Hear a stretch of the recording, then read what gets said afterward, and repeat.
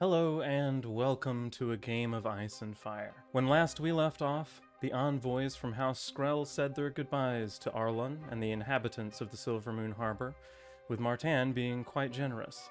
After leaving the island, they came upon a suspicious ship in the narrow sea, and were able to surmise that it was in fact a slave vessel. A short skirmish broke out, with the crew of the Grey Swallow dispatching the threats efficiently, and as the last of the slavers ran towards the entrance to below decks, he was slain by a man with dark skin and a face obscured by a veil. Alright, so the end of this skirmish, you all witness the emaciated man thrust a spear through the last of the slavers before collapsing on the deck of the ship. It seems as though the threats have abated at the time. So we are out of initiative order. What would you guys like to do? Where are we? Well, Am I in the crow's nest? Yes. you are still in the crow's nest. Radava is on the ship, and Martan, the other ship, is on the. Yeah, he's been fighting up close and personal. Martan is, I believe, next to the captain up near the steers. Or the, And we were that guy that just got murderized was the last living one? seems to be the last of the threats, yes. There So is there's, still a very terrified, fancy clothed gentleman kind of hidden Yes. in a corner, but Okay. of the people that you perceive, like of the people with weapons drawn, he The was threat. he was the last of those, yes. Mhm. Okay. Thank you. The first thing that Radava's going to do is go and check on the fancy clothed gentleman that he's been protecting this whole fucking time. Wipe his daggers off and tuck them away and wander over. Kind of unceremoniously haul him up to his feet. Easy there, bud. Easy now. Come on your feet. Now, why don't you take a moment and tell us what the hell is going on? You Very see, clearly you're not with them. yeah, you see, and as you kind of pick him up, the clothes that he was wearing are clearly not meant for him, and the frame that you feel inside them is, there doesn't seem to be a whole lot left to it. And as you haul him up, you know, he's kind of still shaking from the adrenaline of the situation, and he kind of avoids eye contact and, you know, lowers his head. As you are now this close to him, you see what looks to be a tan line of a collar around the neck. Discoloration. Looks like this person used to wear a collar regularly, and it was taken off recently. Which we would know is the mark of You would know that as a mark of slaves. Yeah. not as this- like a this not as man like a has- furry. This man has been yeah. This man has been a slave. Making sure for our Not a- viewers and not- listeners, you know, that they know. Not at least apparently a furry. Yeah. He just kind of looking down at his feet says, "We're picked up from all across. There's lots of us down there." I know. We'll do what we can to see it aright. Radava very gently takes him by the chin and lifts his head up and meets his eyes. As far as I can promise you, this nightmare is over. Get on over to our ship, and we'll see about finding you some food or something to eat. I imagine the most of yours are starving. I'm gonna go and make sure that you're not the only person we keep alive off of this boat. Go on now.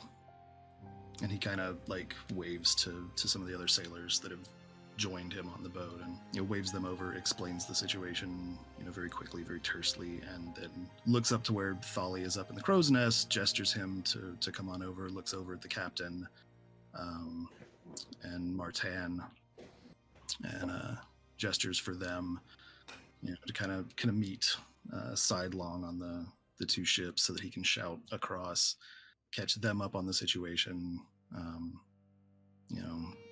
and figure out, what to do from there effectively.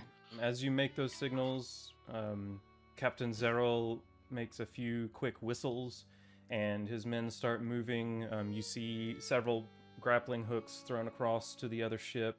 Men climb across, and you see them start to move to clean away the bodies and make sure that everybody has in fact been dealt with, and the rest of you are able to do what you would like. What would Martin and Thali like to be doing right now? You gonna go ahead, James? Well, I'm gonna walk up. Is Radava still on the other ship?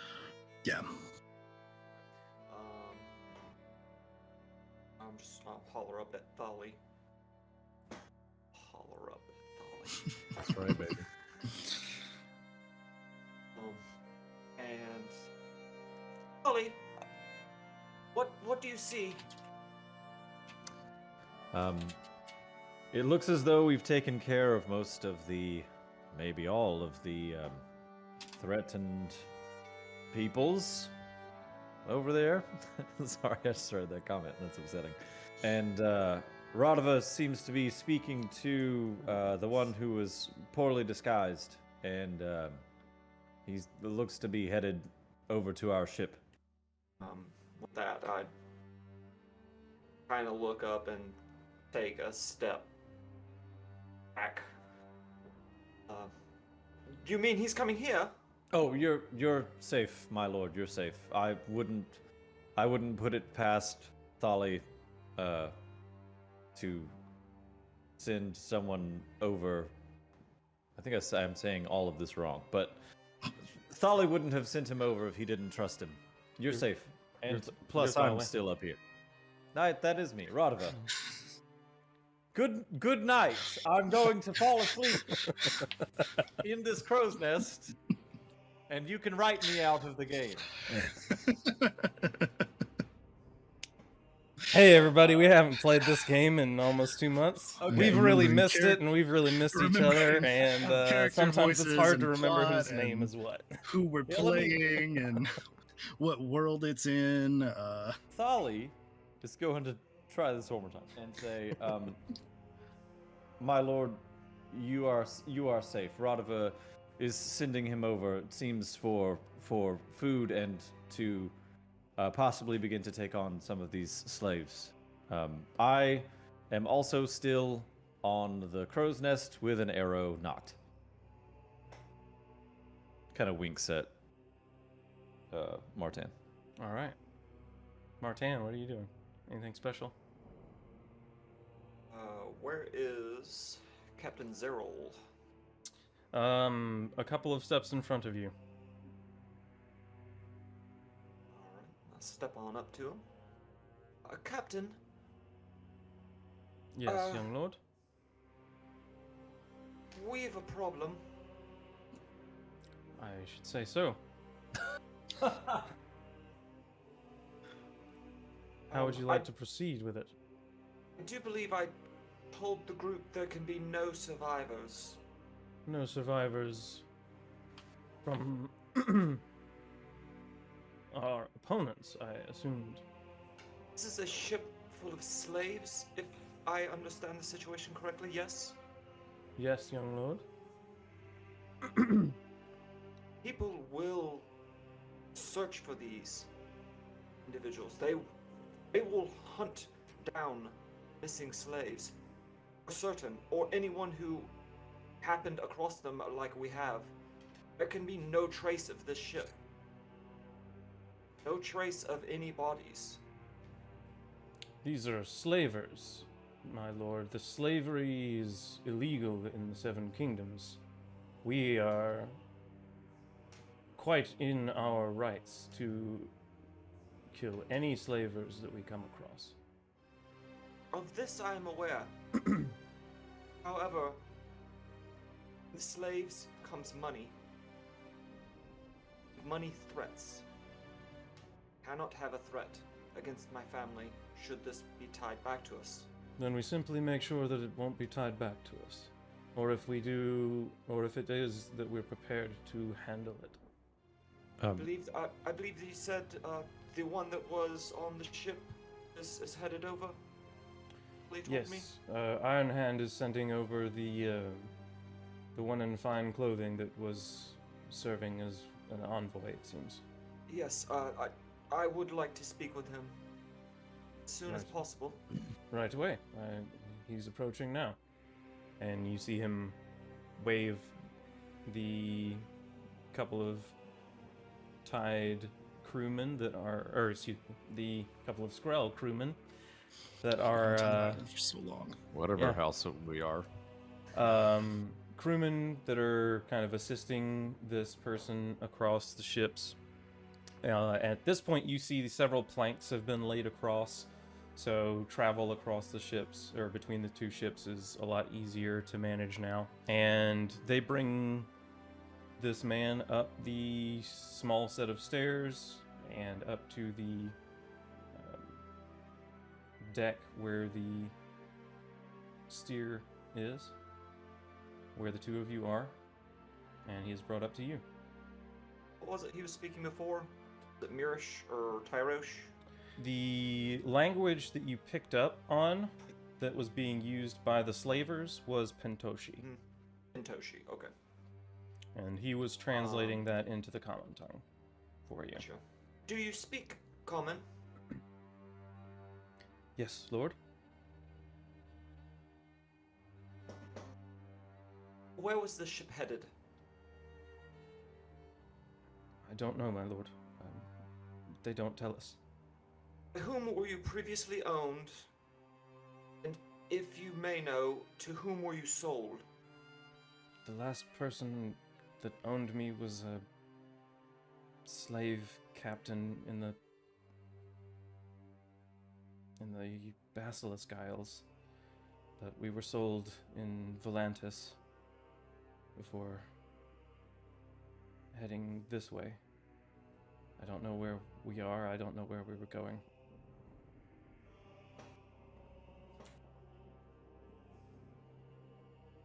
I see.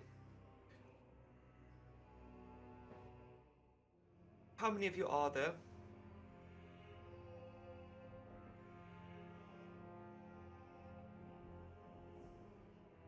Maybe as many as 100. I don't know. On the boat? Sorry. I assume the captain is still Assume there you can't next to answer me. that. The captain is there standing next to you, yes. I look over at him. 100 men. And I look back at him. Old men, yes. No women, no children. All men, yes. Back at Captain Zerl.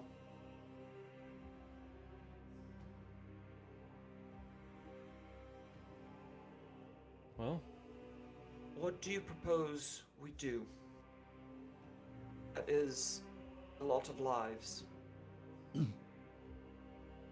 that it is. Well, we can't let them go back to slavery.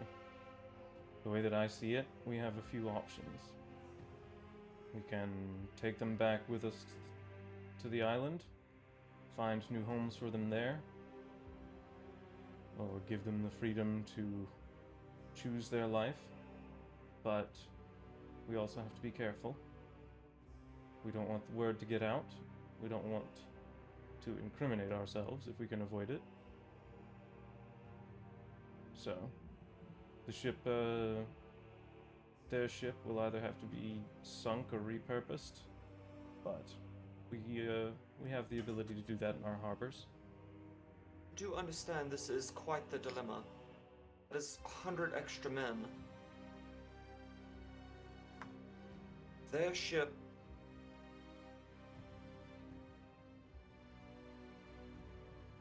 cannot be allowed to be seen again.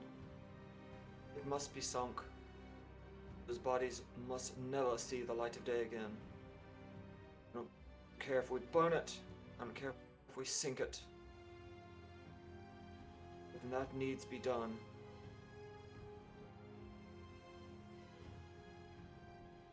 I don't know what to do with 100 men.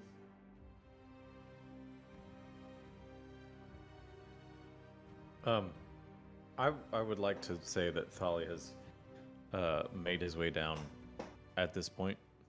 Okay. And if you are fine with this, I would like to have been there for this last part of the conversation. Yeah, I would say at this point you've had enough time to make it down. It would make sense for you to have come over this way, yeah. Mathali, I'll say, my lord, if I may, I'm sure that we would be willing to scuttle the ship. Radava and I do enjoy a good scuttling. However, we may be able to, as the captain says, repurpose this ship for our own purposes, and these 100 men can travel, I believe, safely between our ship and theirs. At least get them home, clothe them, feed them, and maybe they can become help to your lordship. I'd hate to further jeopardize the lives of those who were just dealt an unfortunate hand. Well, Yes. that I guess I can't agree. Captain Zeril, do you see anything of that ship that would make it quickly identifiable by anyone who would know its now prior owners?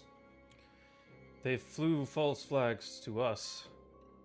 I am sure they have some sort of a secret flag that they would fly to a ship that they would recognize, but I would say we're about a day's sail from Skrell Island. The chances of us running across another ship, especially one that they would recognize in these waters so far from Volantis and any of the other free cities, I think it's a safe bet that we could get the ship back to Skrell Island before deciding what to do with it. If we want to repurpose it, we have the equipment there. If we want to simply sink it, we can make that decision there.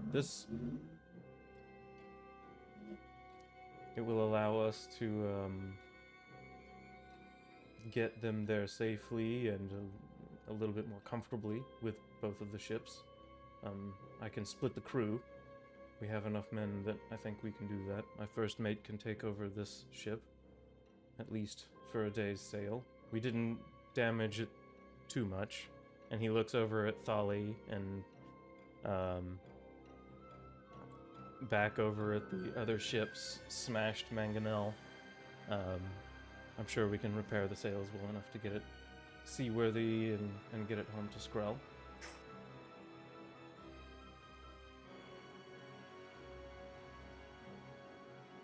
If you say it can be done, then that's what we shall do.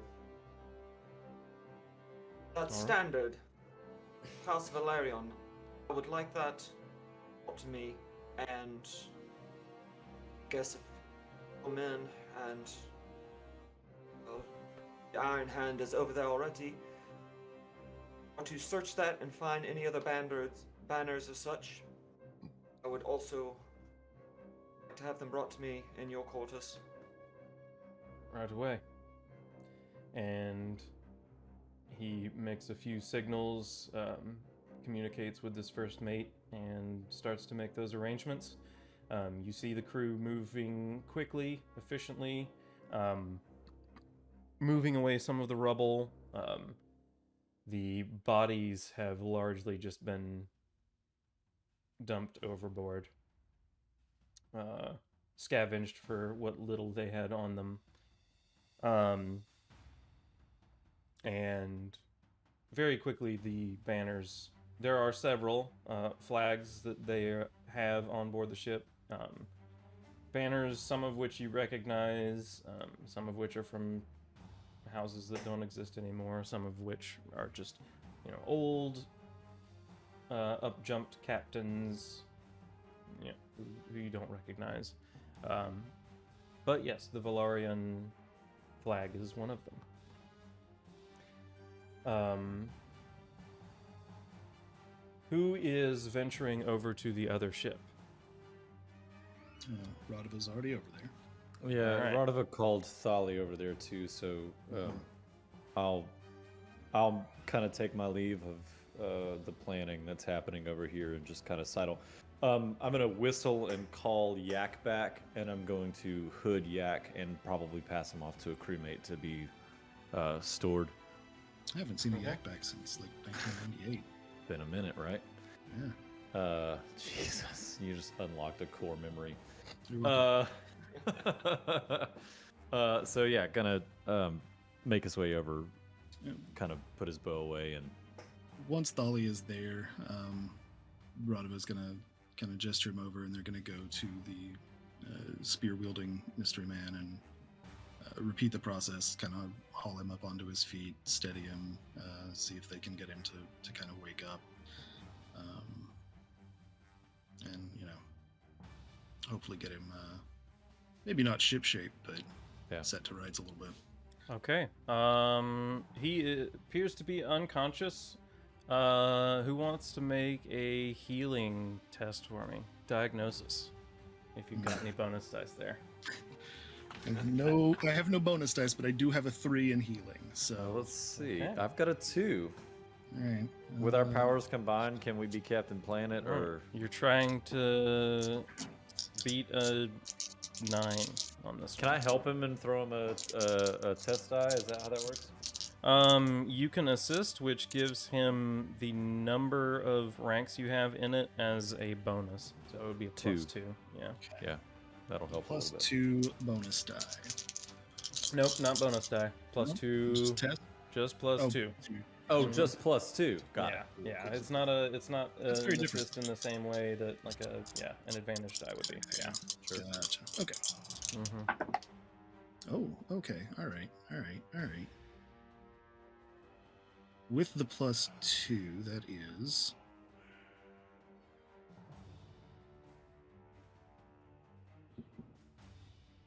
17. What? It's a 17. It's 6 plus 5 plus 4 plus 2. Yeah, that's So 6 All plus right. 5 is 11. 3 Plus Oh right. 4 All right. is- Let me pull up the. 6 plus 5 plus 4 is the same as 3 5s. Yes. Yes, it is. Yes, it is. It's been 2 months since the last time I did any sort of mathematics. So I just All love right. that math fact. It's a Okay. rock fact.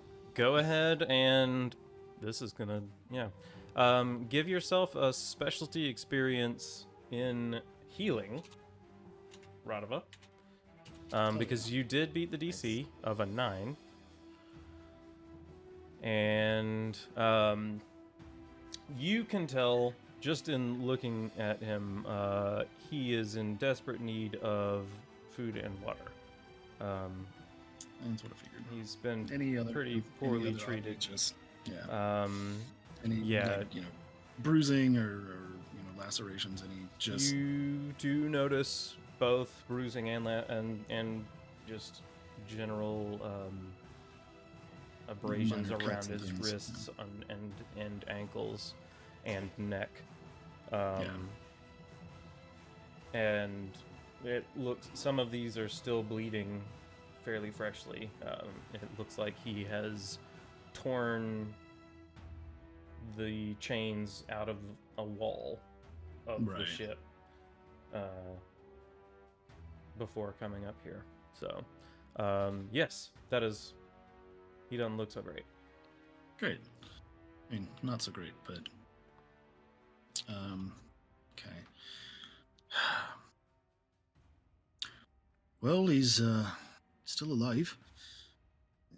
Somewhat worse for wear. Looks like he ripped himself free of the wall there, chains and all. Some food and water ought to set him to rights, at least enough to get him somewhere safer, and ask him his name, thank him for stabbing that bastard before he could get to anybody else. Probably there's got to be some sort of food and water below decks. Dolly has a water skin. He could go ahead and get some water in his body. Even better. Let's do that. I do not have any food though. Yeah. So I could just pour some water in his mouth. We'll start there. All right. You go ahead and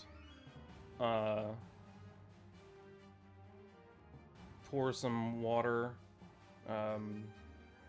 into his mouth and try to get a response out of him. As you roll him over onto his back, you're able to get a little bit closer look at him.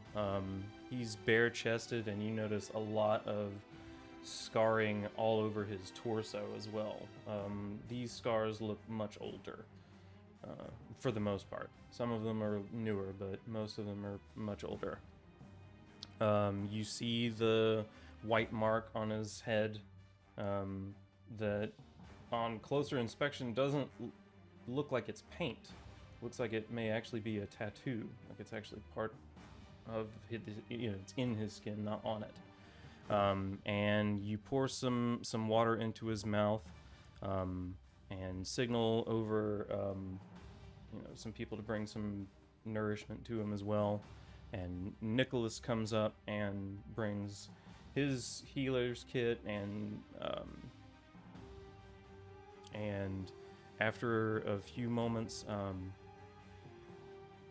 he's still breathing. He takes a deeper breath and opens his eyes. Justin, why don't you hop in and join us? Who? What? Justin? What? So we're gonna. Do I need to do anything other than just like start talking? You good to go? Your one character thing I will takes a say breath. is Yeah. My character wouldn't open his eyes directly. I think he's got kind of that pure animalistic danger sense going on, and so if he knows he's not being directly attacked right now, he's gonna just keep his eyes closed and try to figure out his surroundings by just listening to what's around him. Okay. Go ahead and make an awareness test for me. Awareness notice, Hey, if you got first any roll. bonus. Yeah, first Let's roll. Oh yeah. Say anything at all, you're gonna have to roll. That's a 5. 5. Okay. You're still pretty groggy, but you're close enough to understand what everyone around you is saying. You can tell that they don't sound hostile. Obviously, they are pouring water down your throat and attempting to wash away some of the blood from your wounds. Seems like they are, trying to treat your wounds, trying to help you. Okay.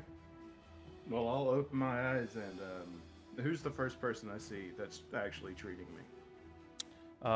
That would be. Who's over me? That would probably be Nicholas. He's the one that would be treating your wounds. You'll just hear kind of a raspy, deep voice, and I just say, "You saved my life. My life is yours."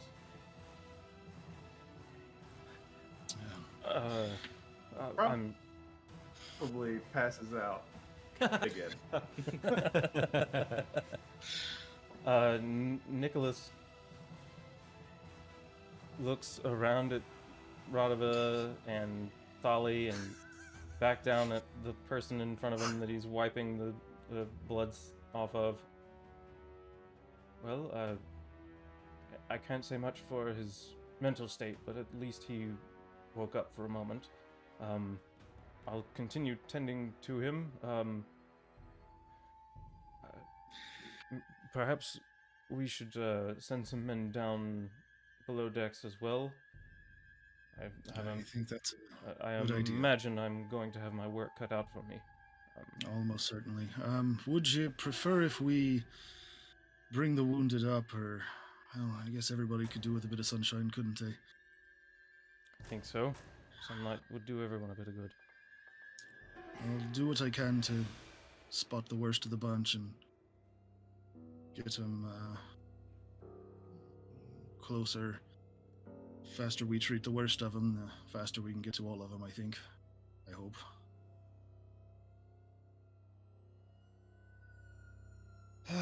All right, Thully, let's go and see who we've saved. Yeah.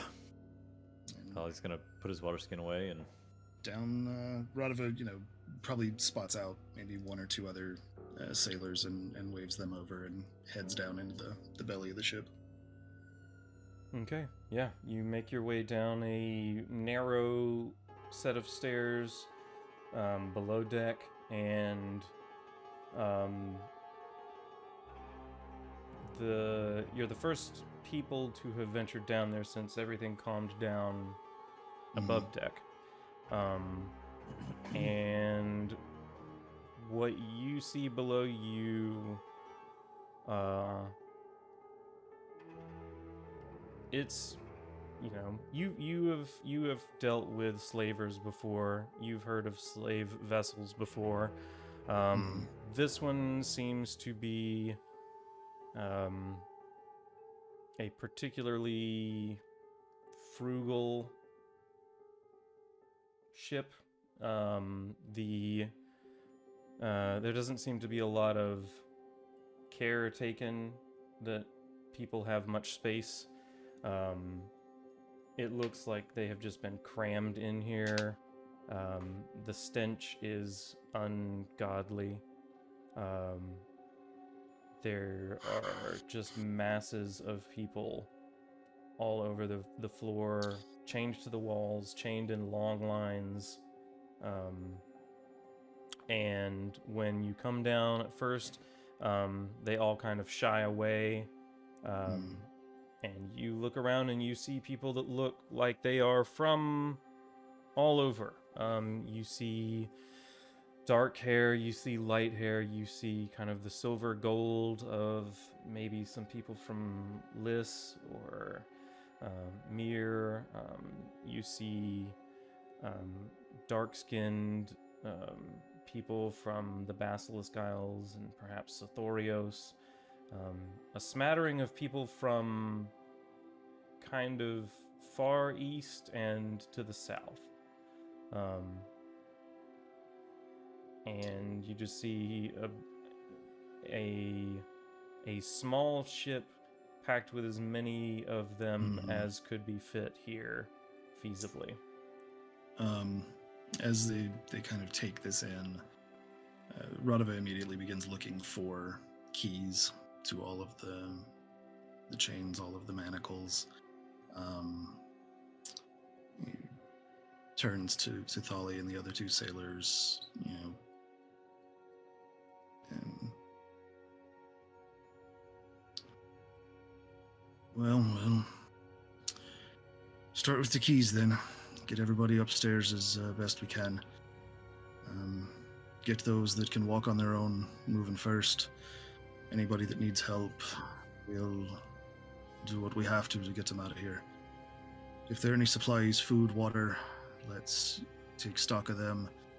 Maybe we don't move them yet, but we should know where they are and how to get to them quickly.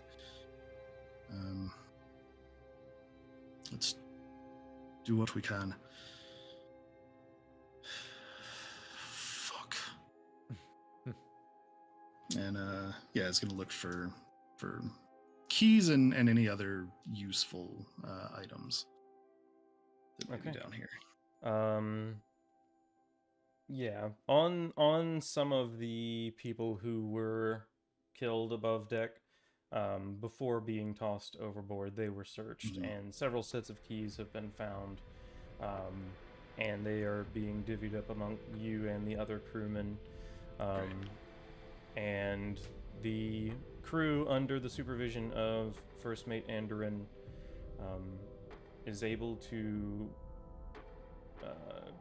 help those that need it get above deck and escort the ones that are able to manage it on their own. There are, once this process is over, there are several bodies on the floor of the ship that are not moving. But it seems like the majority of those that were down here are alive. After searching the ship, they find several, casks of water and some of beer and some of wine, and in a separate storage room there are other casks of wine or of water, and they seem to have old bread, meat that seems to have spoiled, and you seem to have found the larders of what they would feed themselves and what they would feed the slaves. There's still enough food to have lasted another several weeks on ship, so it does not appear as though they were at the end of their journey, just maybe a few weeks away from where they were going. Sure. Maybe a little bit less, just so they've got some extra, but yeah. After about half an hour, all of these survivors are up on board on the main deck and have been kind of allowed to get a little bit of water, get a little bit of nourishment, and just kind of rest for a moment. Martin, what are you doing?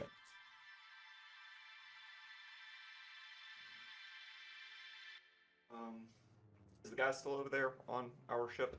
Yes. The envoy? As The I had them envoy. in my notes.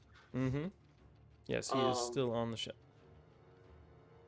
Okay. Well then, I will speak with him again. Just walk up, get his attention. I am sorry. What is your name? Thank you. We gave you all this time. Got him! Yeah, I know. You got- It's got probably all in this the old time. one. Yep. Let's see. Let's find out how far back I have to go to find out what his name is. Once they Jeff, see right? I'm pretty sure his name was Jeff. With 2 Q's. GQs, That's what he told me. he went by Jeff. Q's. Once people are on deck and things seem to be, particularly once Iron Hand sees that First Mate Andorin is over there leading things, he kind of like nudges Thali and makes to go back to their ship and find Martin. On the way.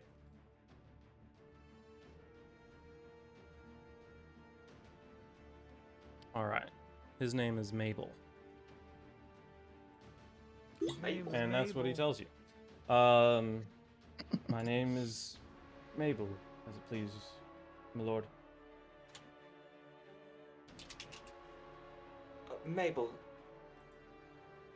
Well, it would appear that today is yours and 100 others' lucky day. I'm not sure what we're going to do with you, but you are no longer slaves.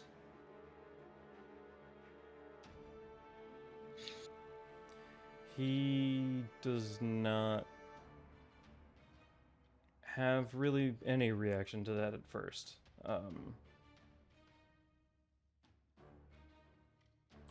What do you mean? I mean that where we're from, we do not keep slaves. Slaving is... Well, if you look across at the other ship, you see the punishment dealt to slavers. And he does look So, and glance back down at the deck that he's standing on. Yes, and I guess I should say that those who were lucky ones, lifetime imprisonment, banishment, exile. It depends on the Lord, but usually it's a much slower, more unpleasant death for them. But as I said, we don't do that here. And you see a mixture of confusion and relief kind of wash over his face. I don't know where I'd go. Yes, I do believe that would be a problem for someone who, I assume you've been enslaved for most, if not all, your life? I was taken as a child from a village, yes. Yes, well, congratulations. And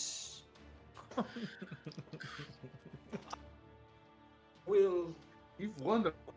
we will discuss further what is to happen with, well, for you and everyone else still alive aboard. Well, now our ship, but that ship. Oh my god. Thank you, my lord. Thank you. However I can repay you, I am your man. Radova, at this point, I think it's safe to say, has sort of walked up, very gently claps the man on the shoulder. Well, we're rough and tumble sort ourselves. Saying you're one of our men is a decision not to be made lightly, but I assume we'll be taking you back to Skrell Island, and And you'll with have that, your... I look right over an Iron Hand and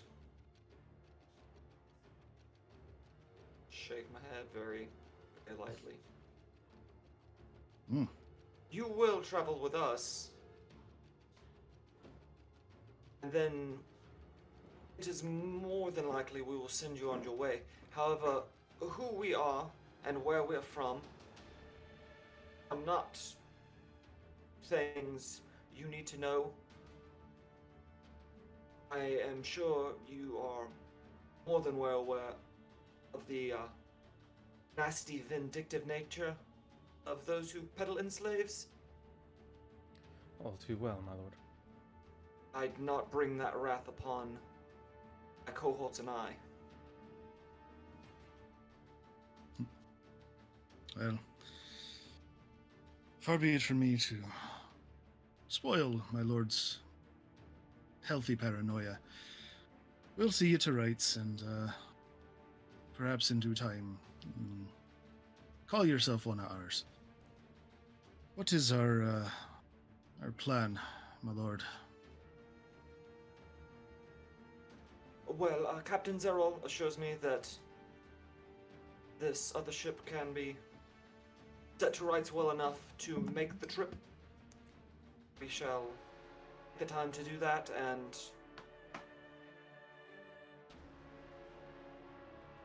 well, we'll have to take it from there, won't we? This was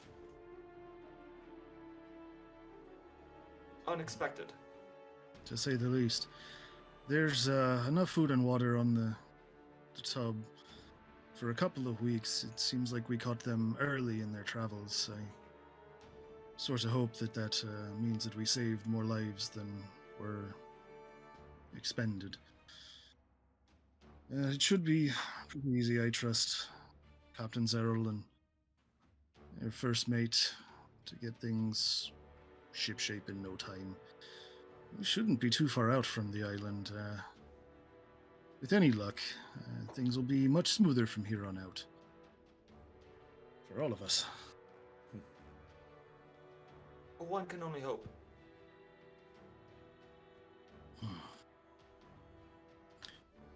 Well, if there's nothing else, I'll busy myself in my big mouth with seeing that things are taken care of and proper safe. Yes, and as I said, and I kind of look over at Mabel and then back to you.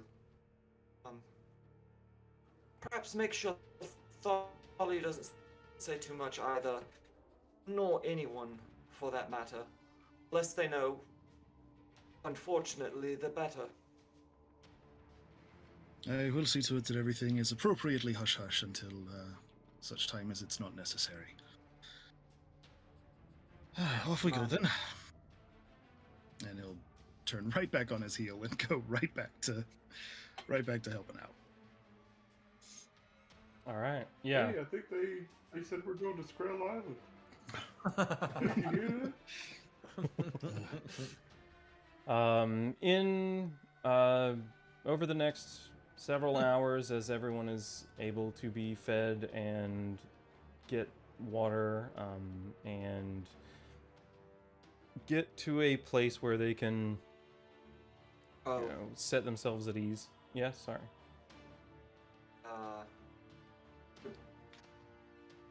I know Captain Zerl is working and stuff, but I would have liked to catch him after that conversation and tell him that we need to raise any other banner other than the one that we have flying right now. Easy enough. Yeah. You caught him and instructed him to do so. There are several banners to choose from in the group that you just got from this ship, so in addition to the ones that you already had on board. So he picks a sufficiently obscure one and readies that one. Cool. All right. After everyone has gotten comfortable, is there anything this evening that you guys wish to take care of? Do you guys want to meet with the captain, discuss the plans for the rest of the trip, or do you just want to make your way the rest of the way to Skrell Island? I don't think this warrants a... Sorry to speak out of turn, but we've only got 1 day's left to travel. I figure we could just, like... I don't know that this warrants an entire scene of us making the plan, but we could maybe... I'm just seeing if there's anything else that you guys want to discuss before we go back to Skrell Island. That's the real question. Yeah. Yeah, and that's fine. That's what I was saying. It doesn't have to be like... No, it's not a big thing. Hell yeah. Okay, well, let's do it. What you got? All right. Well, I guess dinner time or whatever. Everybody's together. Nicholas, I can only assume you were the one who saw to the individuals across the way. I was... it was a bit of a gruesome business. They were all in a bad way, malnourished, dehydrated. They seem to be from all over the Summer Sea. A smattering of different slaves from all over that were bought and sold. It seems that most of them most recently came from some sort of a pirate lord that's been causing trouble in the area, but Which one? and then sold to Or did they say? I didn't catch his name.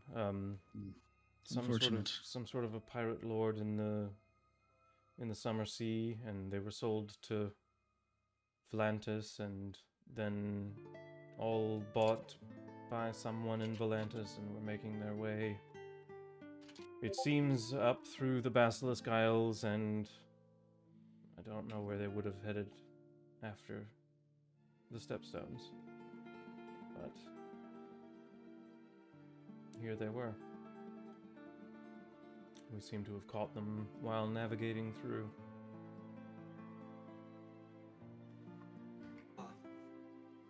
Well, thank you. I can't believe that I should say this, but we all know that those that deal in slavery in the free cities, as they're called, are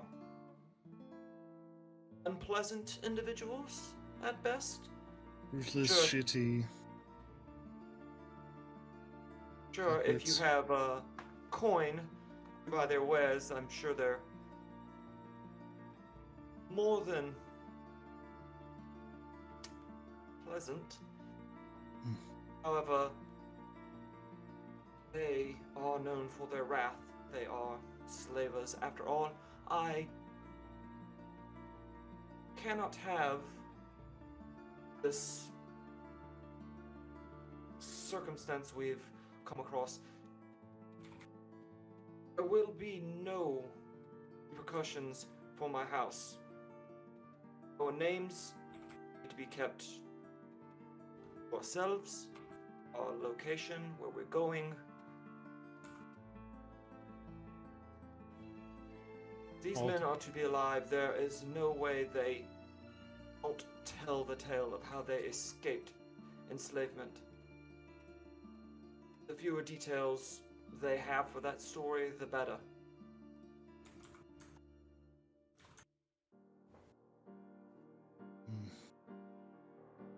In Are we order for that, understood? and Nicholas speaks up. In order for that to work, they wouldn't. I mean, we couldn't give them a place on Skrell Island. They would eventually learn where they are and be able to tell the story. We would have to send them somewhere else. Yes, that would be a situation that we find ourselves in, I believe. Unfortunately, we've no way of knowing if they're capable of manning that ship on their own. What I could tell, There's just too much to think about right now. We have another day before we arrive. I think an evening to sleep on it would be best. of course. After today, I think we could all use a rest. To say the least. I will go and make one more round, and I will see you in the morning. Nicholas takes his leave.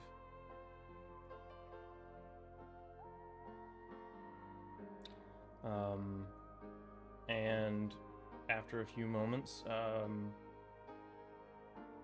comes over to you, Badru, and is just kind of checking up on you after,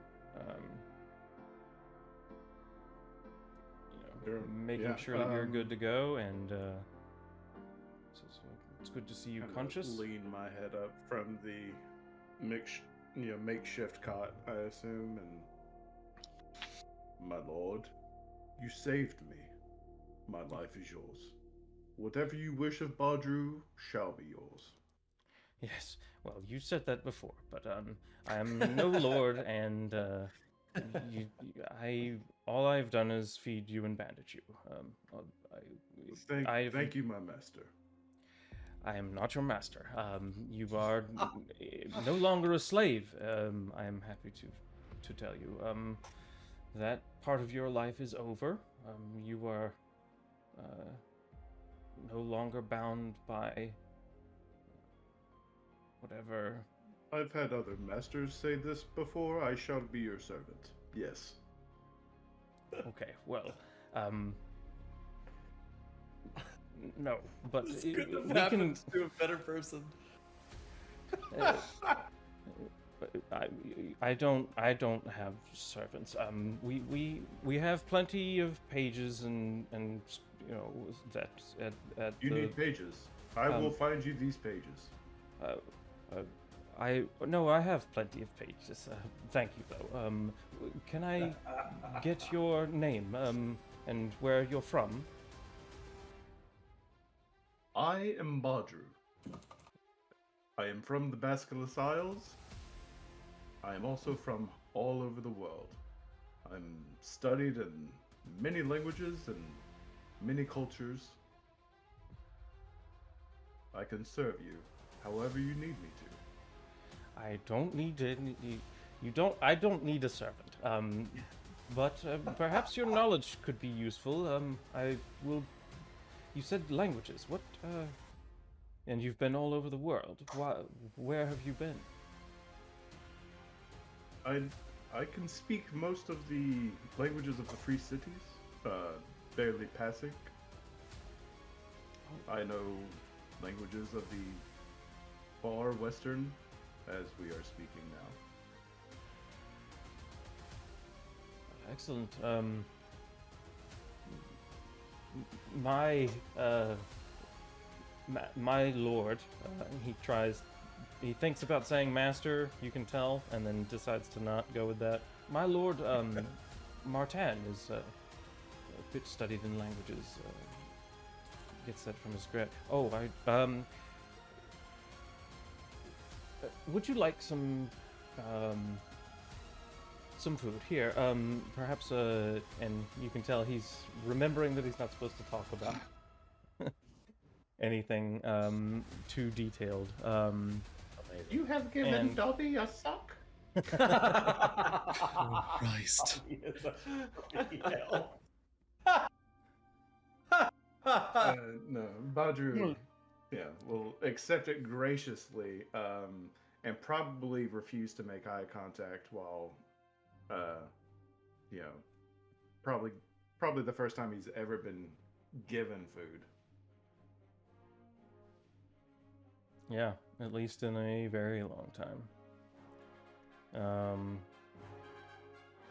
And after a few moments of being very flustered, Nicholas moves on to the next person in line. And yeah, As soon as he does, I stand up and I just follow him like a shadow.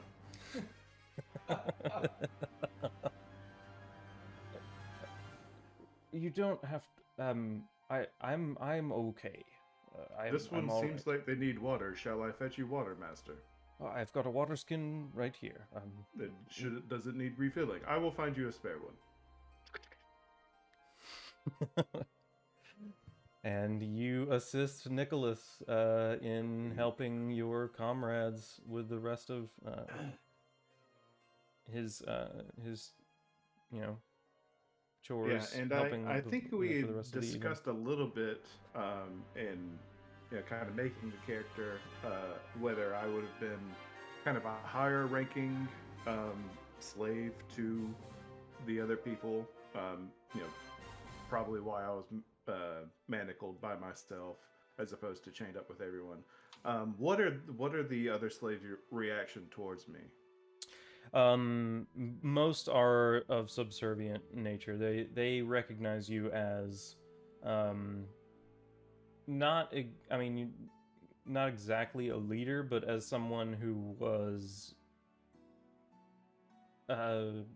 they knew who you were and they never wanted to mess with you. So there's a lot of quiet respect. Spartacus at like age 25 and not 40. Yeah, there you go. Cool. Yeah, and Nicholas is made more uncomfortable by the moment as you continue helping him with what he's doing. I have a 2 in healing, so just +2 whatever rolls he needs. yeah, he's got a lot of diagnoses to make tonight. And after all is said and done, everyone is able to relax and take a night's rest in their respective hammocks. Badru, you are sleeping in a hammock for the first time ever. Immediately So- seasick. Yeah, that is a not uncommon reaction with a lot of these folk. The deck of Also- a floor and the swaying of a boat compared to the stabilization of a hammock would probably fuck his world up. Yeah, in recent times, it's been a lot of time on ships. And the next day, you were able to wake refreshed. Is there anything that anyone wants to do before arriving back at the harbor at Skrell Island? Because I think I'm about to go grab another beer. This feels like a good time for a little short pause. Ooh. Understandable. Nicholas wakes up with me rubbing his feet. I'm kidding. I'm kidding. Maybe later, but Maybe later. not Maybe now. later. Not yet. Who's gonna do that ad read while we go get beer? Yeah, where's our Regal? I mean, who are we sponsored by? So far we're sponsored by. Let's go real low all the totem poles. The Just- two. Let's think smart about this. The two Hey guys, subs. Which when are, you one of them when you is find here. yourself in need of corporality in life, we turn to air for all your bodily functions to remain functional. Choose air. Choose air. Life giving, life sustaining. Be sure to go outside and thank your favorite tree today.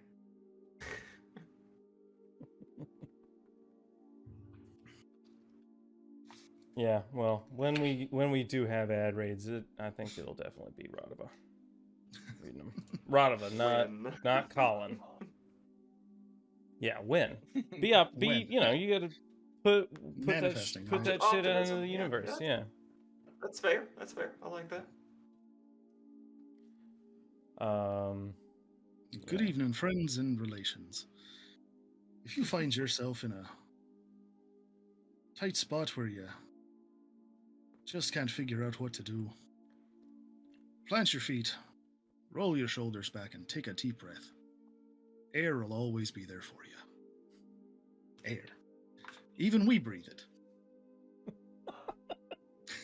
Where are you getting these Like from? the one cackle from. Yeah, the background It's all- cackle that's in Mhm. of Josh. Oh, stage left. Yep.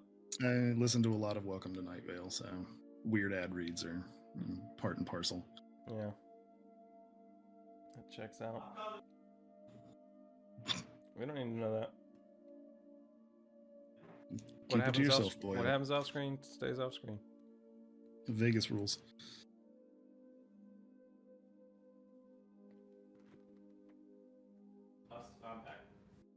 Speaking of air, if you haven't had any water today, you should consider consuming water. It's like mostly air. It's a lot of air. In fact, water and air are very closely related in terms of their chemical makeup and completion. So, if you've had your air, be sure to turn to your friend water. All right. Well, welcome back. Sorry about that. No, it's all right. I got up as well. I instigated this whole business. It's true. It is Drew's fault. Yeah. Okay. So there is Get to one this day's motherfucking island. there is 1 day's travel left. You should arrive based on current speed in the early afternoon, and will be able to make your way back to the castle by early evening.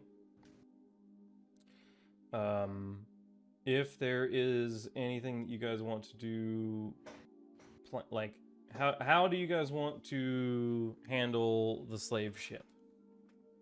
That's the real question. I think That- Thali is gonna try to go to Radava and see if we can come with a united front as to how we can Yeah. discuss this with Martan in some sort of way. So Thali's gonna get to Radava, and I mean that's the plan. He's gonna say, "Well, Iron Hand, what do you think of our Lord's thoughts about the... What can we do to assuage his fears, so to speak?" Is that how you say that Yeah. word? I've only ever read it. Switch? Assuage? Yeah, Sure. it is. Okay, alright. Seems reasonable. Lucky me. Sometimes you Passage. do get lucky. With English, Well, it's hard to tell. English, it's hard to tell. French origin, probably. Probably. I don't know. Short of giving him our years of experience and carefree attitude,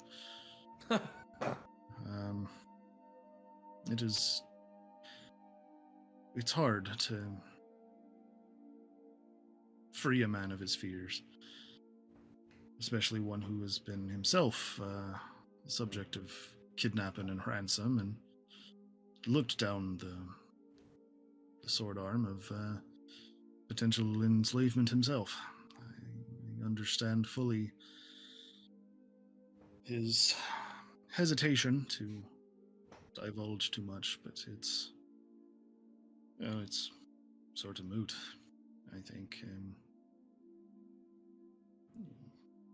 Wide as the world is, if the majority of them want to stay on the island, then it sort of solves the problem itself, don't it? But if they want to go back to their homes, to their families, to the places that they knew, well, it does present a bit of a danger. Ultimately, one that we can't account for in full, unfortunately. Well, maybe we should go speak with him and see where his head's at. I think perhaps the safest option is to just get to the harbor, and honestly, I kind of just want to drop it in the lap of his father.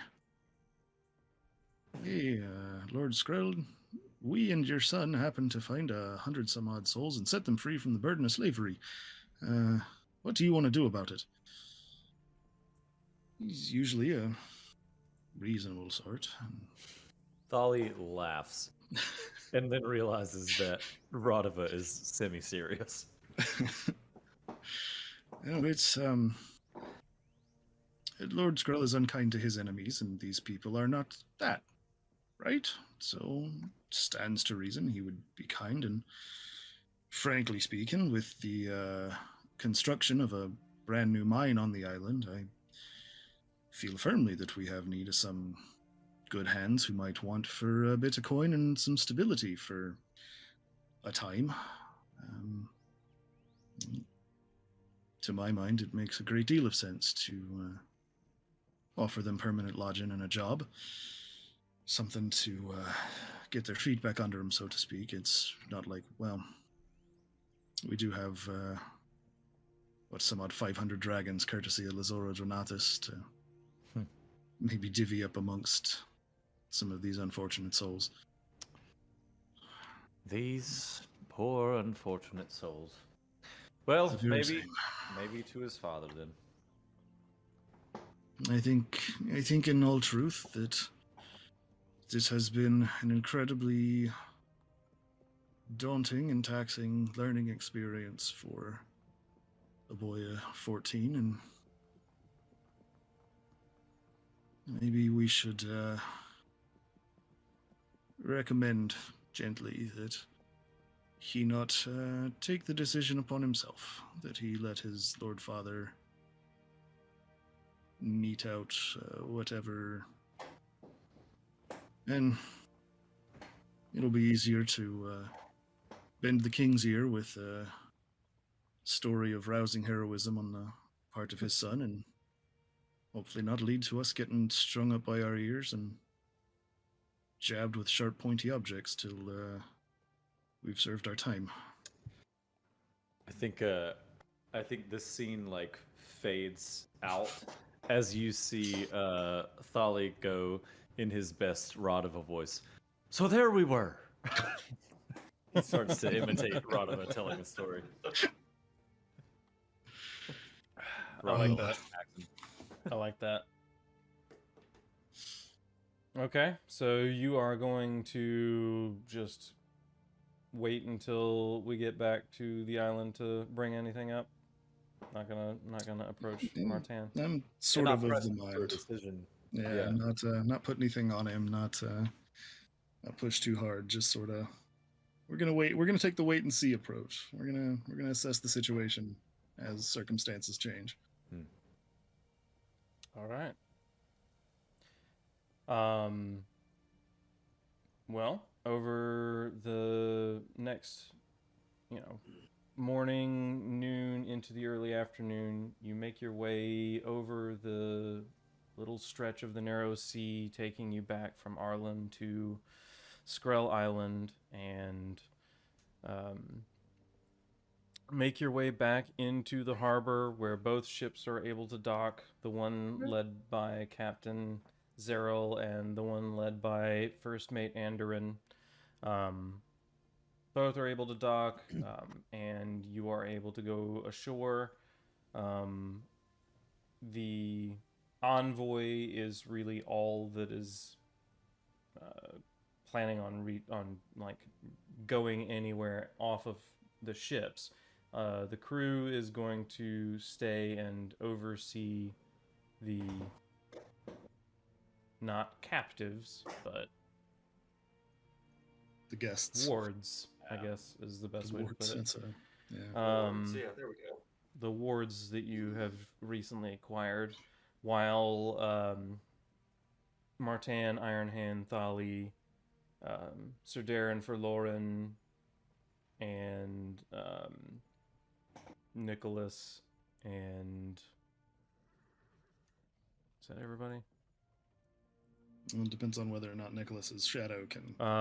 Well, yeah. understand. So as everyone is leaving the ship, Oh, I do want to mention that it probably took Nicholas 2 or 3 ravens to send because I probably stabbed the first couple that left his hands. Nicholas doesn't have any ravens currently. No, How'd the envoy meet us?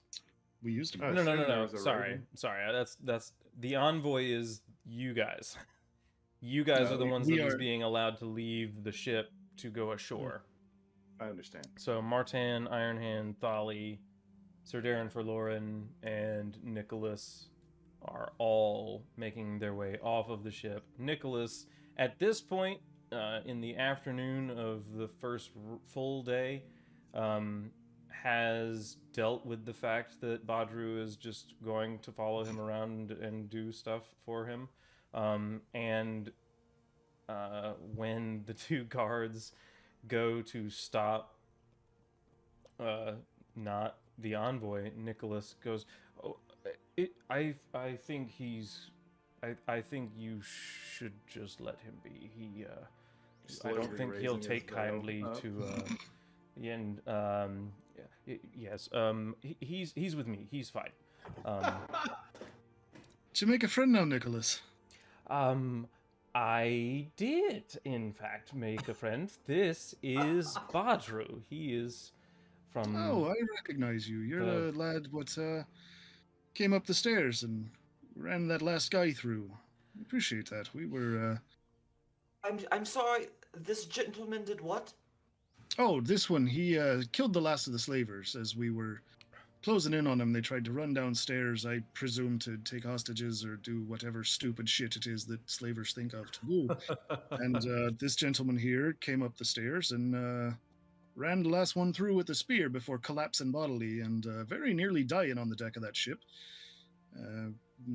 Thali and I pulled him up off the stairs and sort of set him to rights, got him some food and water, and got Nicholas to look at his wounds, and it seems it's And now he's a,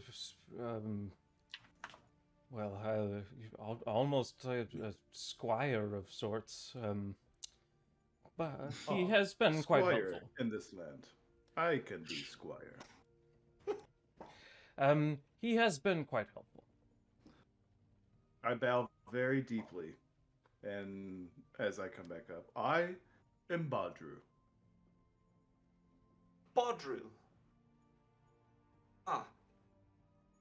Yes. And I give him the up and the down because... oh, give me a brief description of yourself real quick. Yeah, he is a kind of a tall guy. He's around 6'1", 6'2". Very heavily.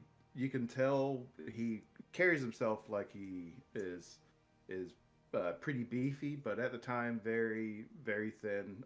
Has been starved for weeks.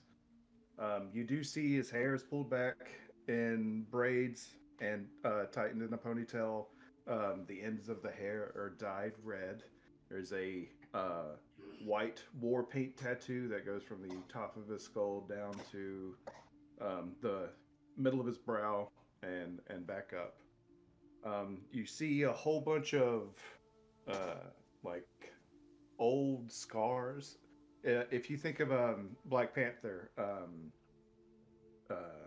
Michael B. Jordan's character, very similar to that, not in neat, organized rows, just kind of quick slashes.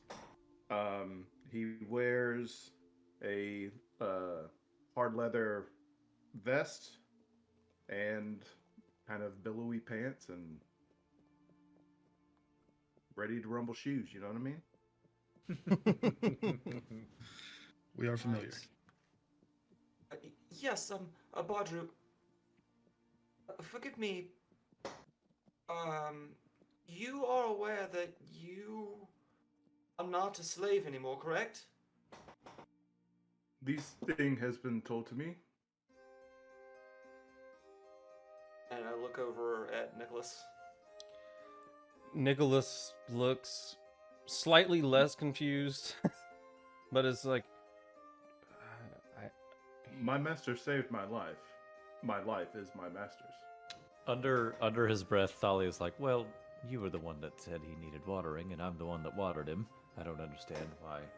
It doesn't matter. He says that to Radova. Yeah. Oh. Okay.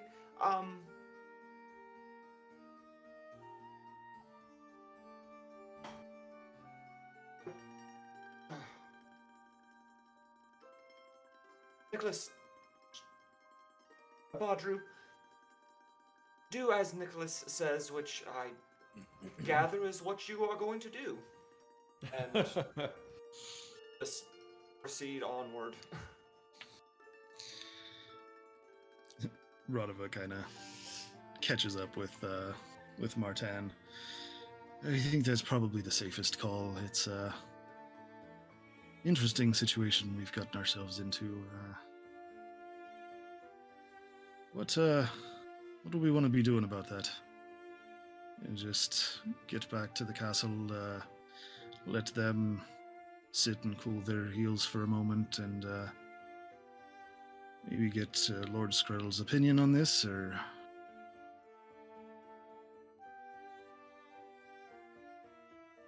Interesting. Yes, that is a nice way of describing our predicament of going, accomplishing what my father sent me to do, Kindest way I could put it. several of what would be Lord Tide's usurpers, driving off a Toshi and to God knows where, with who knows what sort of financial backing, with a vendetta against, well, us, me, and my family, of course, slavers, and picking up 100 now free slaves that we don't know what we're going to do with, and I would not like to just drop that on my father. My lord, if I can make a suggestion. By all means. Start with a deep breath.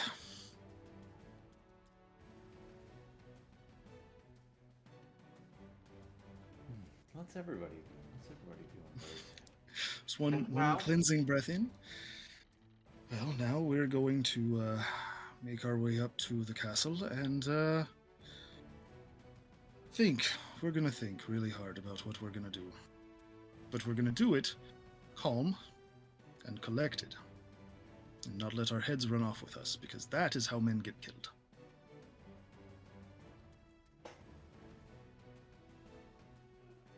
That's a lot coming from you.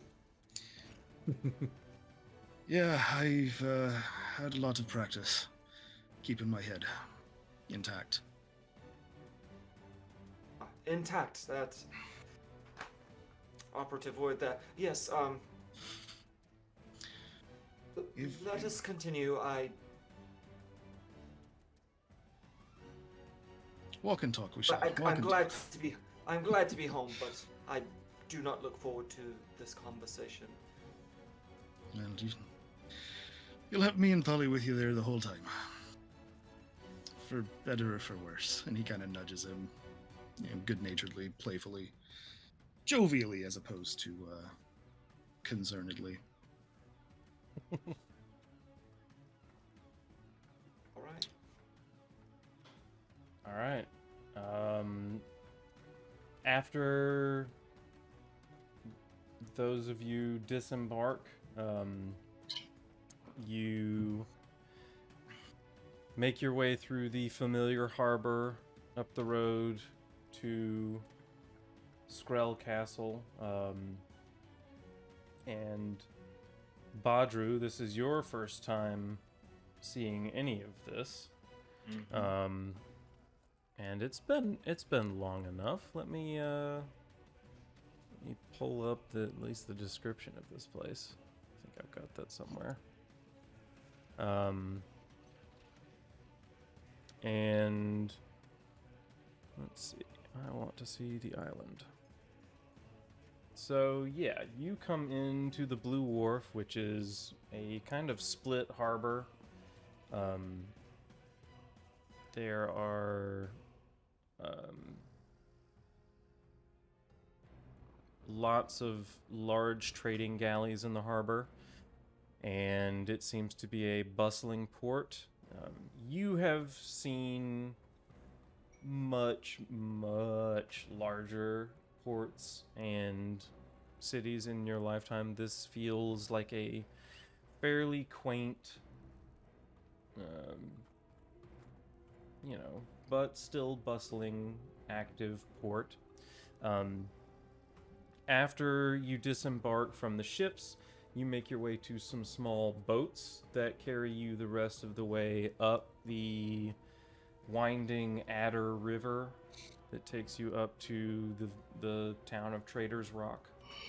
And you disembark the small boats there and cross one of the main bridges and make your way over to Skrell Castle, which is a small castle as castles go. Badru, this is really your first Westerosi castle that you have ever seen. So you are seeing, square walls of stone, battlements. Yeah, you're not seeing the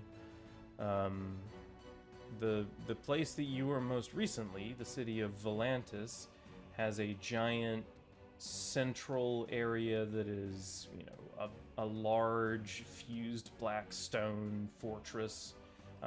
This is a fairly simple stone castle with 4 towers at somewhat odd angles and a stone keep in the middle.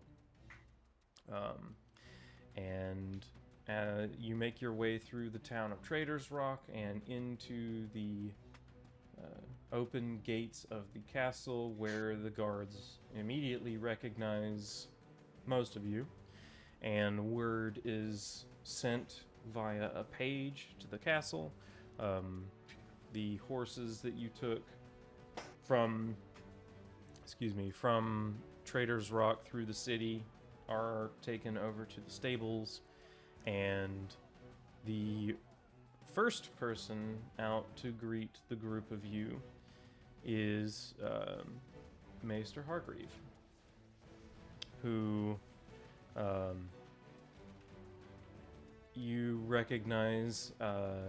he's the seems to be the first person to have gotten the word and makes his way out.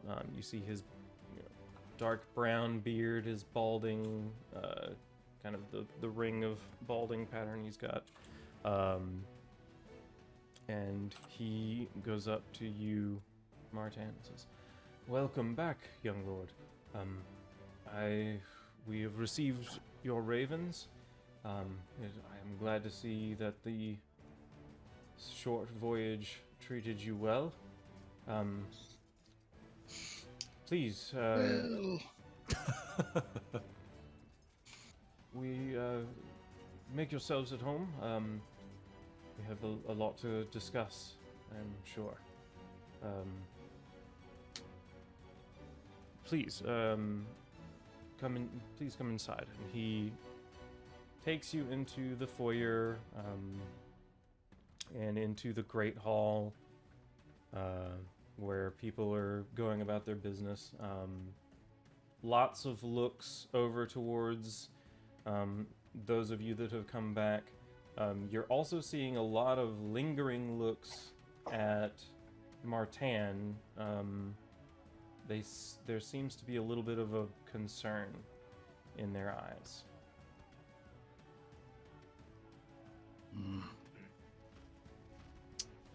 You know, when I imagined our homecoming, it wasn't quite this weird. Mm-hmm. As you are all kind of taken to a table and brought some refreshment, Maester Hargreave pulls you aside, Martin, and oh, Uh-oh. who do we lose? Justin. Lost Badru. He's coming back. He's just got to put his face on, and then we'll be good. Because right now I'm over in his spot. Whoops-a-doo. Whoops-a-doo. Well, I guess I'll hold on for a second. See if he comes back. Cheers, everybody. Yeah. Hey, welcome back. Huzzah. Huzzah. All right. Maester Hargreave pulls you aside and whispers, "Did you see the message on the back of the scroll?"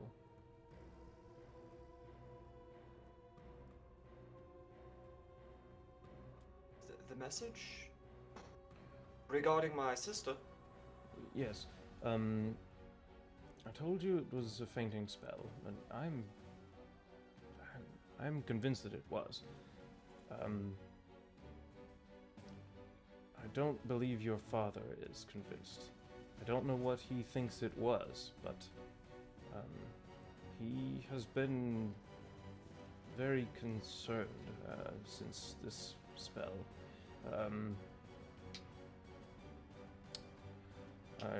I don't know really what to do. Are you telling me? You're telling me that my father believes there was foul play or something different? I told him I believed it was a fainting spell and described what had happened. Your sister was screaming and kind of flailing. It seemed like maybe a sort of a seizure of some sort. But after a few moments, she fainted, and when we roused her, she said some strange things, but she was Strange okay. She said that she saw some things, and things that she couldn't have seen, but I don't know. Your father is very worried, and I don't know why, but he does not I don't think he believes that it was a fainting spell. You might want to talk with him when you can privately. Oh, okay. I... Huh. One more thing for a plate, it would appear. Yes, Yes, I apologize. at my father's earliest convenience. We've quite a bit to talk about. Yes, I will, of course. He is, I'm sure, being informed that you are here. I'm sure he will come down. I want you to know, I guess, in a little bit more detail now that you're here. It didn't seem to be much cause for concern. It's something that I'm relatively familiar with at the Citadel, and I don't know. He seemed more worried than he should have been. However, of course, please take some refreshment. I will. I've already sent word to the rest of your family. I'm sure they will be down to see you shortly. And you are allowed to take a seat, and you are all kind of able to take seats at a table in the Great Hall. Refreshments are being brought up: food, water, wine, beer. Badru, without question, as to who you are or why you're here, a place at the table is set, food is prepared for you, and water is set down in a cup for you, and seems to be a young, maybe 10-year-old boy is going around, and he comes up to you and says, "Wine?" I'll take the jug and just wait for people to ask for wine. Oh, buddy. You see the page run and go grab another bottle of wine, and then go to the next person and continue the process. Yeah, I'll just go around the other side of the table in tandem with them. Amazing.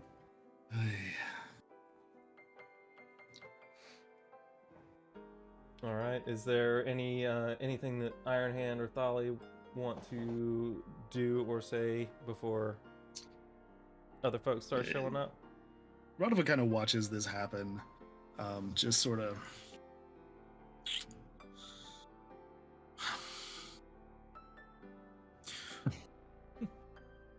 You know, it's funny enough that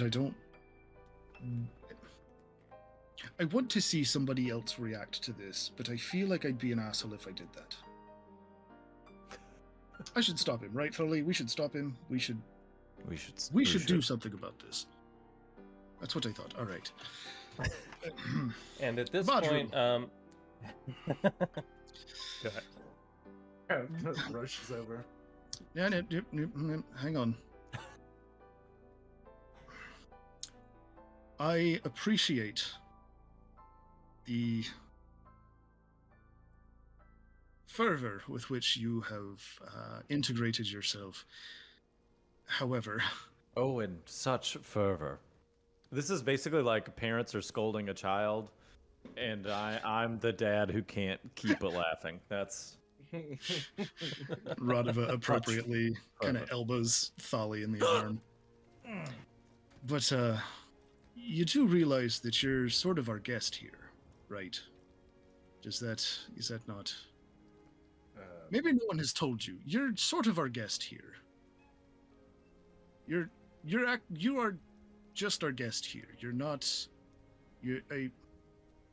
So you are to receive guest right, as you are normally accustomed to giving. I know this word, guest. Right. And I'll just look to Nicholas for any sort of help in the world. Well, in Westerosi custom, if you are given food and water, or some, sort of nourishment. Bread and salt is customary. Then you are being given what is called guest right, and no harm may come to you while you are under the roof of the person that you are a guest of. They are offering to protect you, and anyone who breaks this covenant or this rule is. My is master cursed. ensures my safety yet again. Something like that. Have a seat with us, boyo. Let's get you caught up a little bit on where you are and what you're doing. Yeah, I'll get a seat at the table beside Nicholas, and You're enjoying this, aren't you, Nicholas? You're enjoying this. I think he's scared out of his fucking mind. I think it's 6 in one hand and half a dozen in the other. What stature is Nicholas? Like, how big a boy is he? He's not very big. He's not very big. He's got less meat on his bones than Maester Hargreave does, but more hair on his head, and is of about an age with him, so late 30s, early 40s. Okay. And this hulking guy that covers an entire fork with one hand, knives. To be fair, Radova's 5'4". Thali is maybe 6 foot even. Yeah. Thali's the only person even remotely close to Badru's stature. Mhm. Thalia is 6'2". Yeah, so a little height on me actually, but Yeah. I would assume I'm real thin. size. I'm real thin. I weigh like 180. Yeah, Radova is cut, but is short. Yep.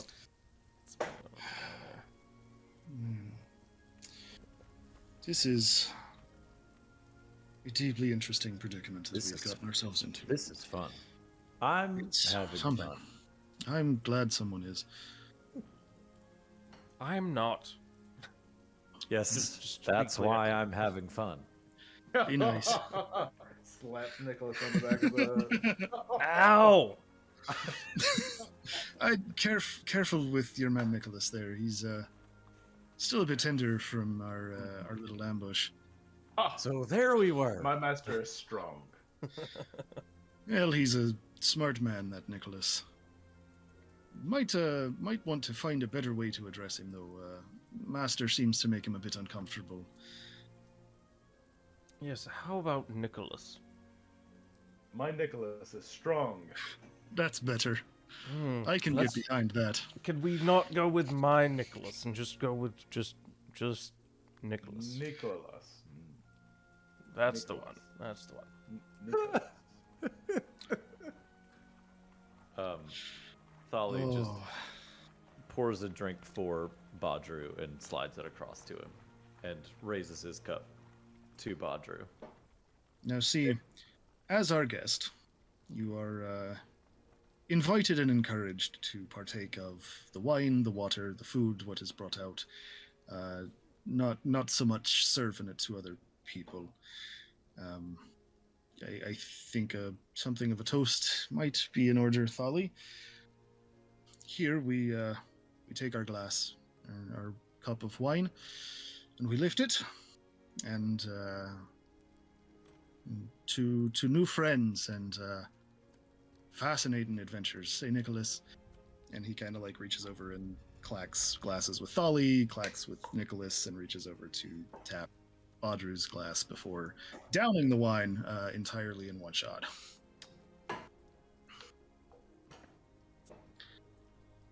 A toast is a way of solidifying new friendships here in our side of the world. To the people that saved my life.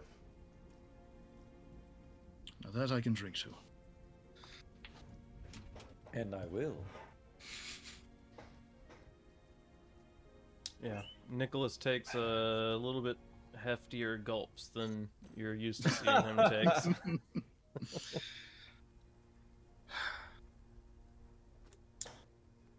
All right. And at this, Martin, you feel a tap on your shoulder, and as you turn around, you see your sister, Lorena Skrell, take a seat by you.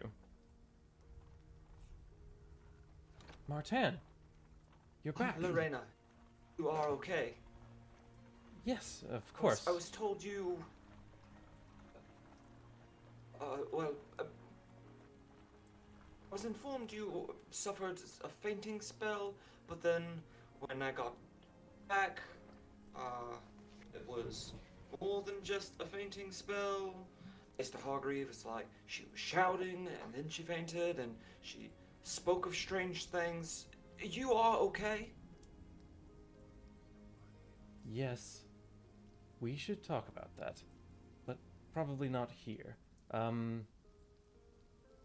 Yes, I did have a bit of a spell. Yes. That is true.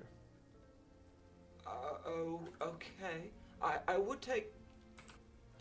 and kind of look around.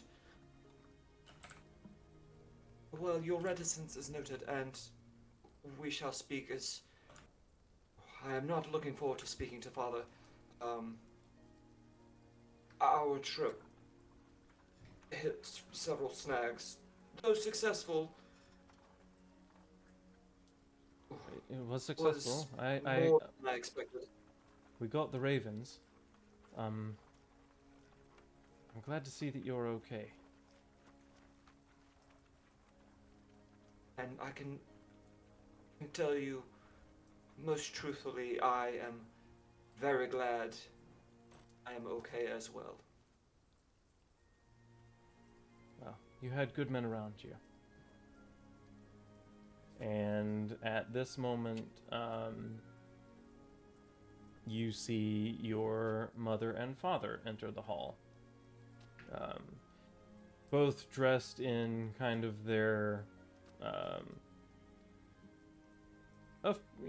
their normal court garb, and take their As soon as seats. they walk in, and I see them, I stand up and straight to them.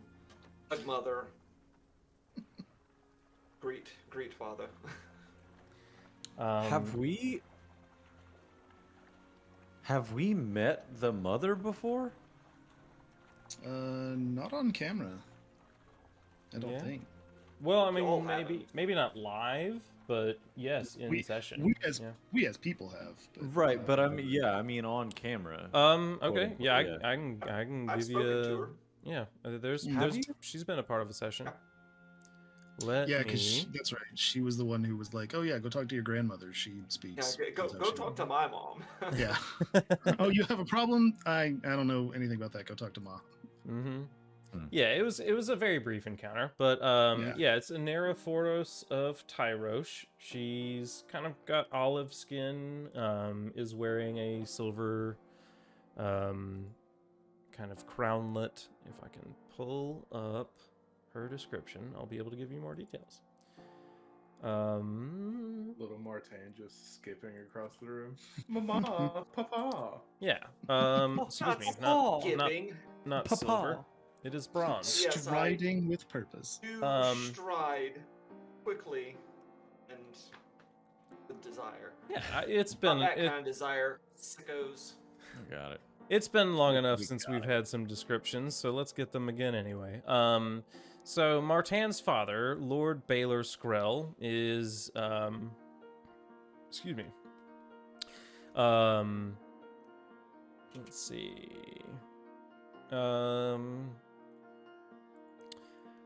Brown hair, kind of receding hairline.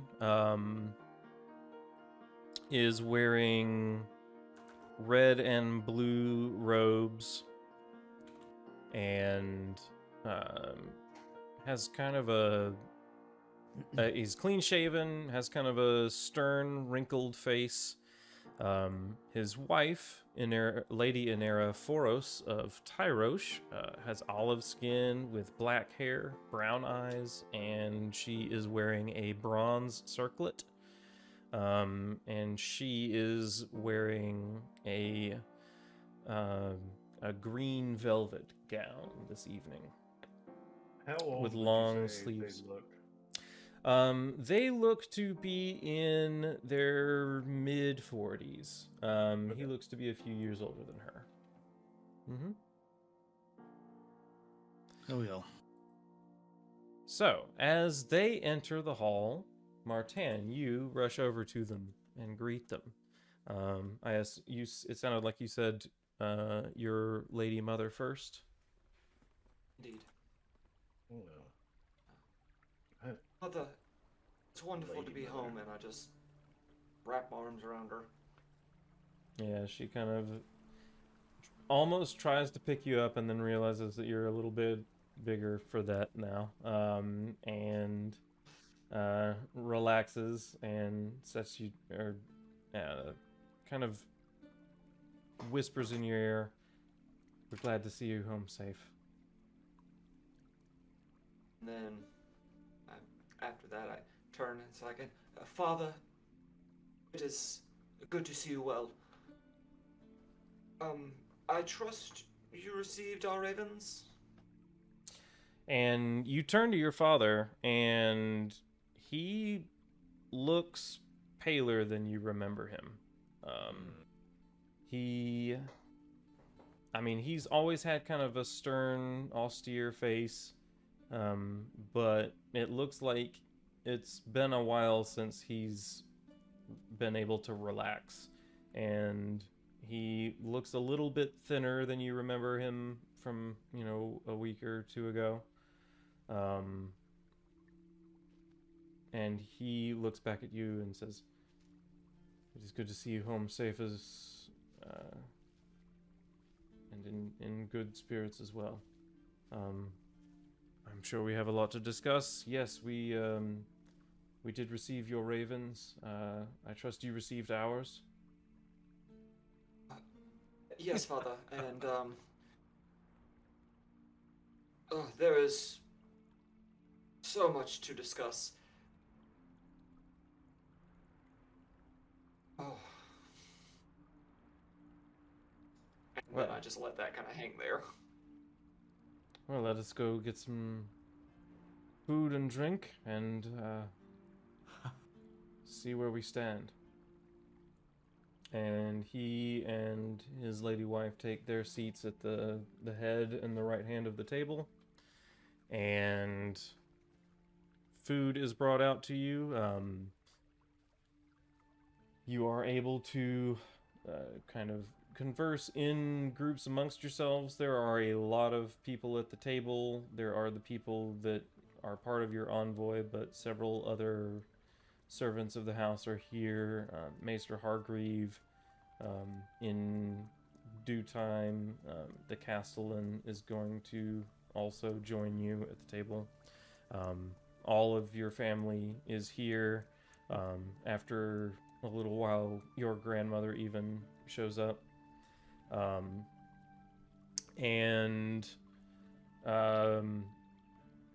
After kind of the easy pleasantries are gotten out of the way, your Martin, your father, Lord Baylor, says, "Well, we have had news from the ravens, but what exactly did happen since leaving? I know that you were successful in your endeavors at Arlen, but I know you also met with some conflict. Tell me what the ravens could not." Yes, Father. Let me preface this by saying missions from those letters sent by Raven, or necessary to well, to save parchment and to save worry. But yes,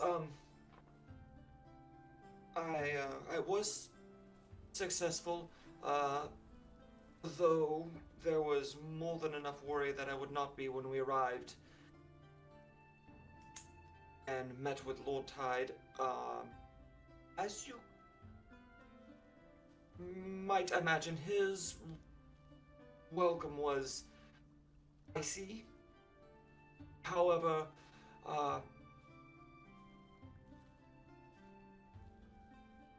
after some drinks and a rather difficult conversation regarding our family's histories, he did come around and, well, as you know, we were able to strike a deal. Unfortunately, what was left out, there was a gentleman, if I may call him that, by the name of Illyrio, was, I wouldn't exactly say serving. I know. Yes. No. Do you mean Lazarus, perhaps? Lazoros. That's Yeah. Lazarus exactly right. Trinatus? It's like Illyrio. Who that? The first time I saw it Like when I was there looking is back at my notes, there I was is an like, Illyrio. He's not Illyrio involved is in one any of of the this, really. "Oh, well, we know, yeah. Not I over was like, here. Who knows? What? What? Yes, Illyrio? Lazoros. I thought he was in King's Landing. Yes. Ba-dum-bum-ba-dum. There was an advisor named Lazaros, and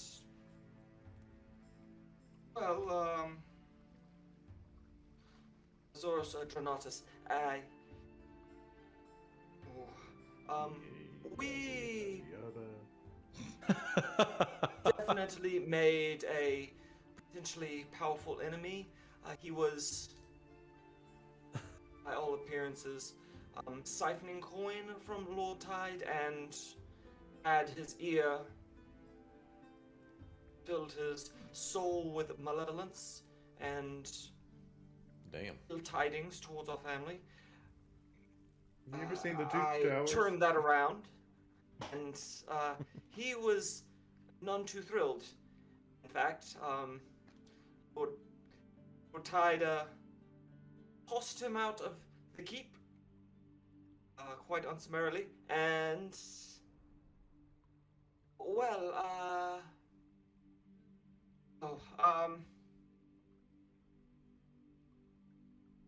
Radova, how about you give us the theatrics? Because Lord Tide invited us out on a hunt. Look, I'm gonna go take a nap. And, I'll be brief. Thali says that. I Thali believe says that that. This is a story best told by a storyteller. You're too kind, my lord. Don't worry, I won't keep you too long.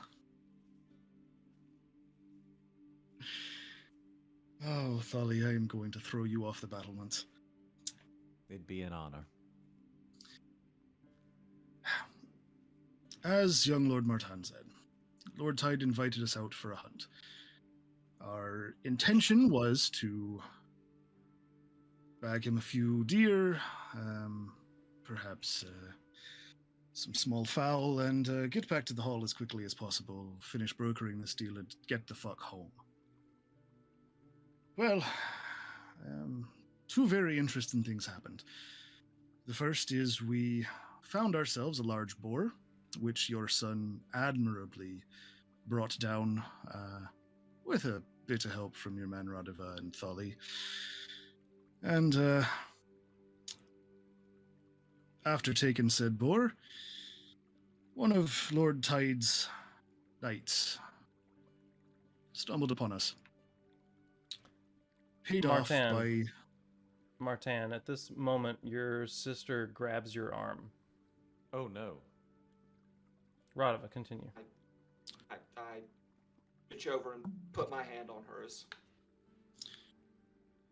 As you might surmise, he was not there for pleasantries. Lazorus Dranatus had paid him and no small number of men 500 gold dragons to see the all of us and Lord Tide killed and left for dead in that forest. As you can see, we have escaped, none the worse for wear, put in all but 2 of the assembled to the sword, including Lord Byron the False. Upon our return to Lord Tide's Hall, we questioned the 2 men who were left alive and found that Lazorus Dranatus had long since quit the island and made his way, presumably, back to his homeland of Beer. But we were never able to confirm that. Slippery bastard made for whatever hole he felt appropriate to crawl into long before we made it back to the hall. But in so doing, we have in fact secured the friendship of Lord Cameron Tide once more, and he is more than agreeable to the terms of the deal brokered, which I believe were rather favorable for our house and home. Your son carried himself with aplomb and bravery, and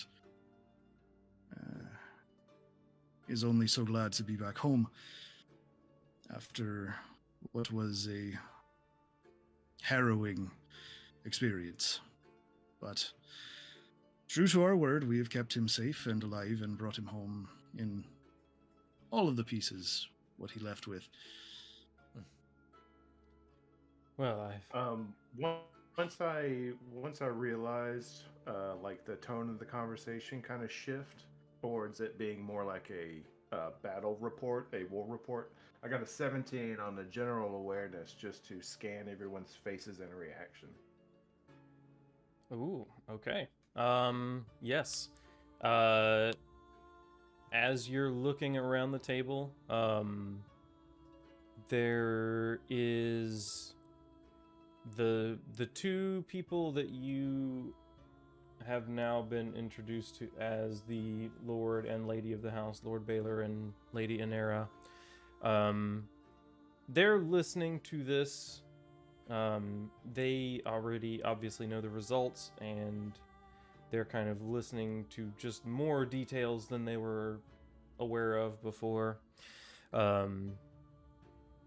Thali is taking a nap, and Iron Hand is Telling the story. having a good time telling the story.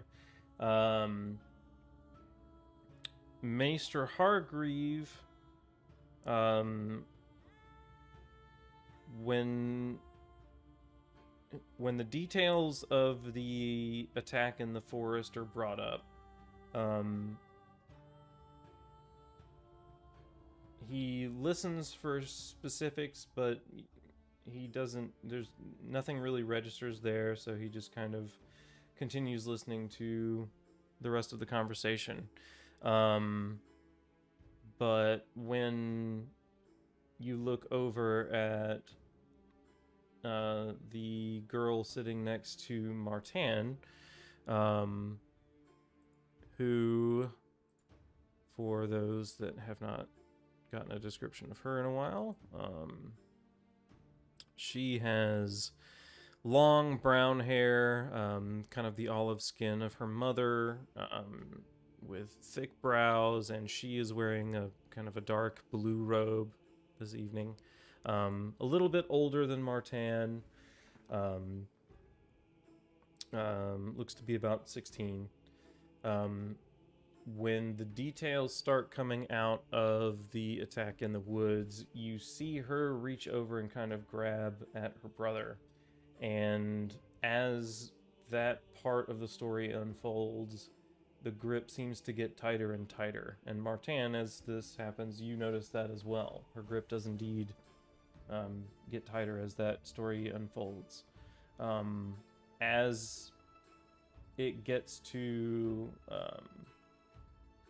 going back to the castle, she relaxes and removes her hand, but you notice, Badru, this is the biggest thing that you notice during this conversation. Sure.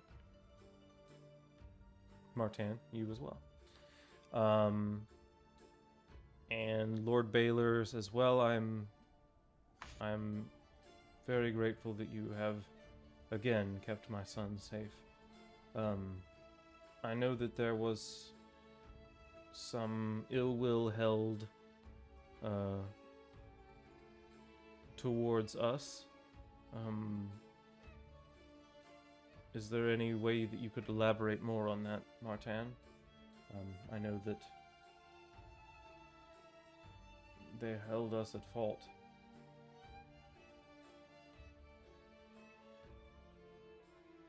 Father, no more than what I've already informed you.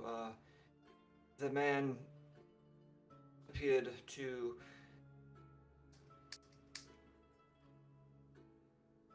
leeching off of Lord Tide, and once Lord Tide decided to pluck this individual from his retinue, he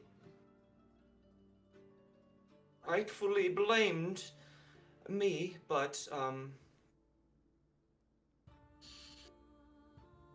my job was to go there and to strike a deal, and that's exactly what I did. I am referring to the animosity held from Lord Cameron towards our house. I understand there was... No, actually, that smoothed over rather nicely. Apparently, and I look over at my grandmother, just a brief lesson, and I was able to pick up enough.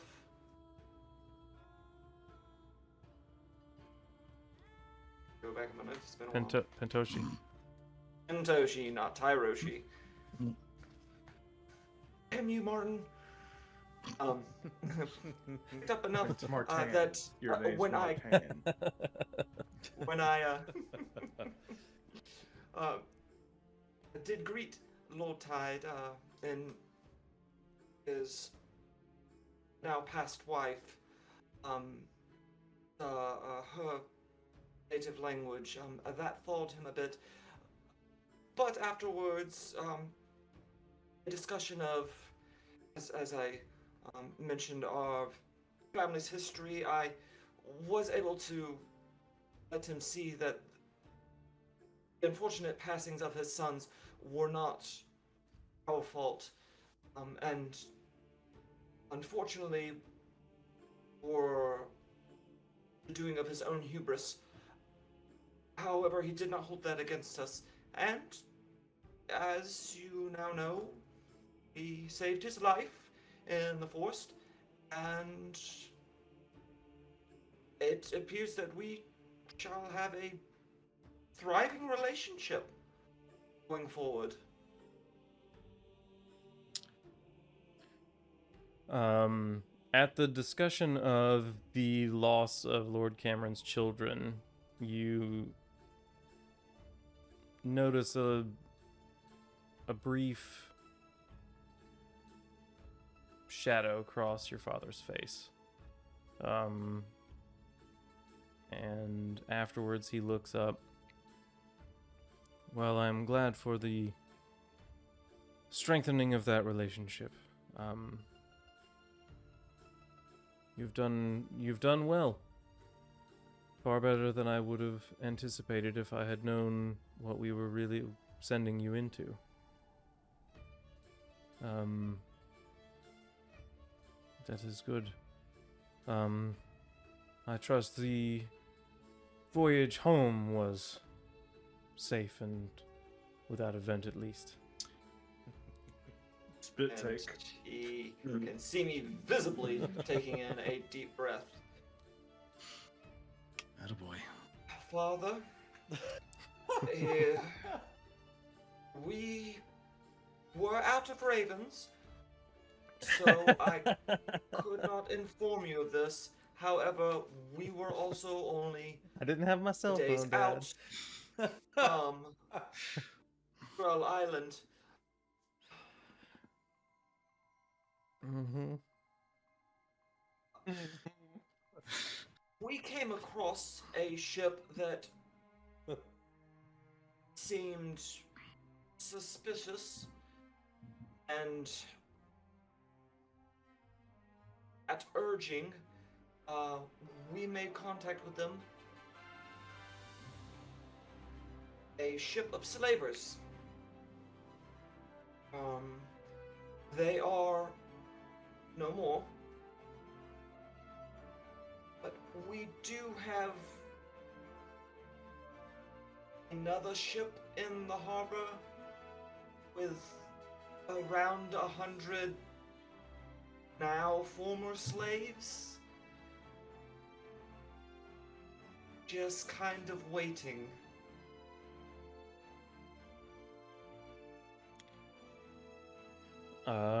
The talk at the table, the small conversations that were happening, all stop. And your father says, "You came across slavers in the narrow sea." Yes, sir. And well, they were dispatched of. However, how do I put this?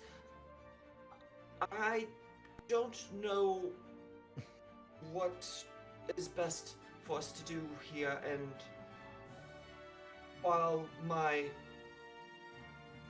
original order was for no one to be left alive, I didn't know there would be so many slaves, and Captain Zerol did convince me it would be best to not scuttle or burn the ship and have it sink. We could take it back here for our own, and well, now there are 100 or so now freed slaves because, well, we don't do that here. Well, I've managed to keep our names and location mostly to a minimum to avoid any potential retribution should this story get out somehow back across the narrow sea to the free cities and potentially to the slavers who sold these slaves to the slavers that we killed.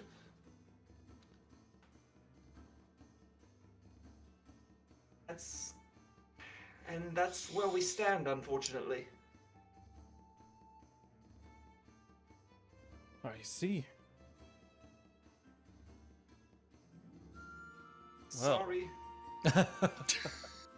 Yeah, you just hear through the open window a party barge that the ship is down, and everyone's just like, squirrel, squirrel, squirrel, squirrel. Wow. Jesus. Well, Squirrels. you've given me quite a lot to think about. But I'm sorry. slavery is Bad. illegal in the Seven Kingdoms, and we are part of the Seven Kingdoms. God's damned abomination besides.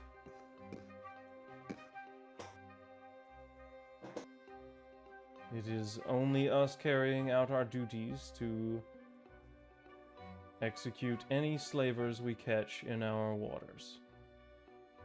Anyone that comes at us as a result of that is declaring war on the Seven Kingdoms. We may not have a strong relationship with Dorn, but we are his leal servants. An attack on us is an attack on Dorn. An attack on Dorn is an attack on the Seven Kingdoms. One slave ship is not worth war. How many men were aboard that ship?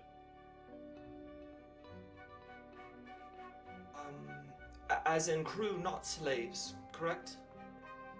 How many crew were aboard the ship?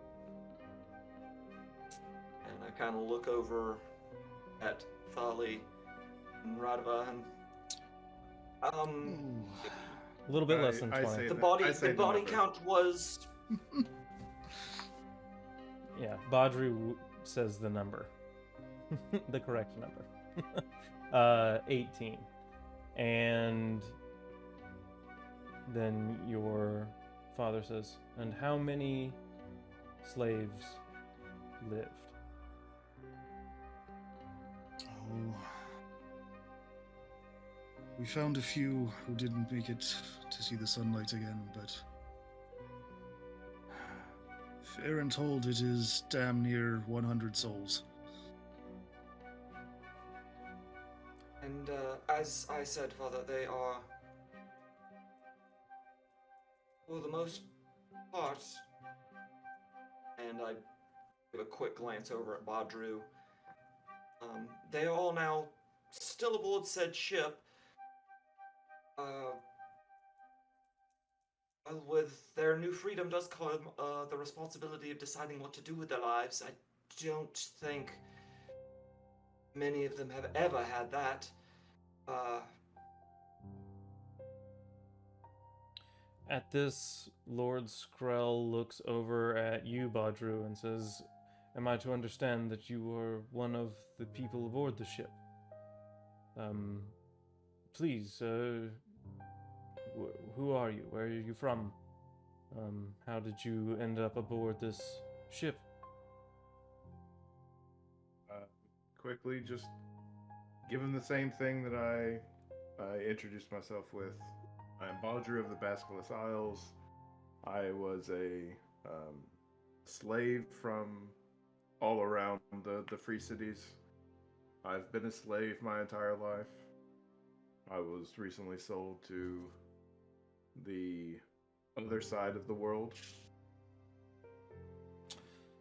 I think I would probably go into a little bit more detail about how terrible these sets of slavers were.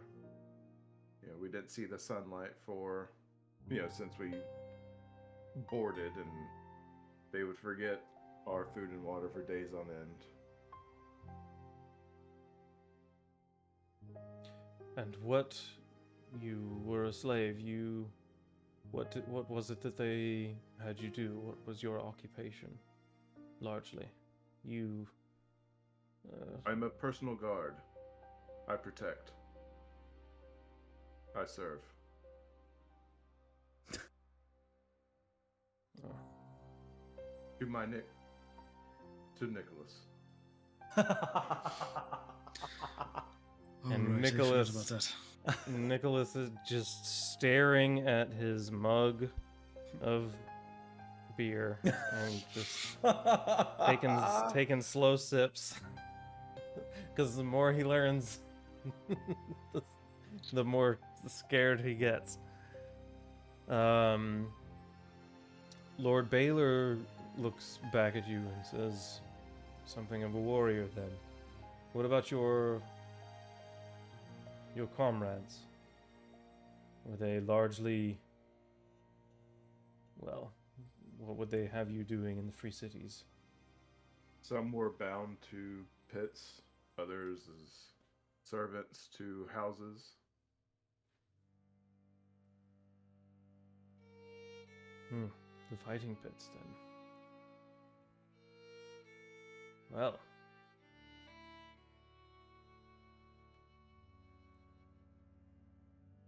Let us see if we can't at least give them a better life. I think a choice is their right.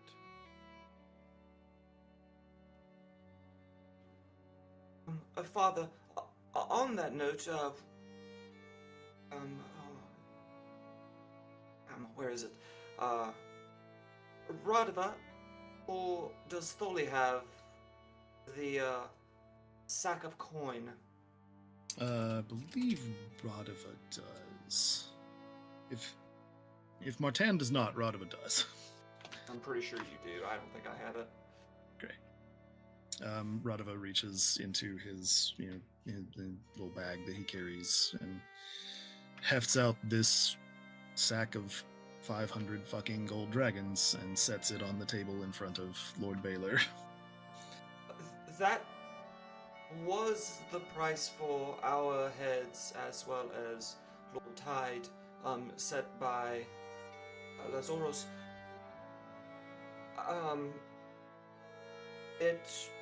Lord Tide said that money was ours, as a small way of thanking us for keeping him alive. It belongs to the family and could go to some use here.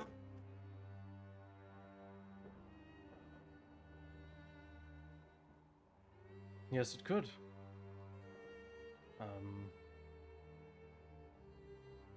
If I might interject, my lord, in addition to that 500 gold dragons there, I do believe we've got some honest work coming up with the opening of a new mine, do we not? That we do. I think the offering of choice to these people to live what life they would prefer is the best course of action. I think a part of that choice being a life here, at least long enough to get their feet under them, if not longer, would not be remiss, if it is not too bold to say. Offering them work, perhaps in the mine once it is built, or in building the mine. Construction, running, maintenance. Couldn't hurt.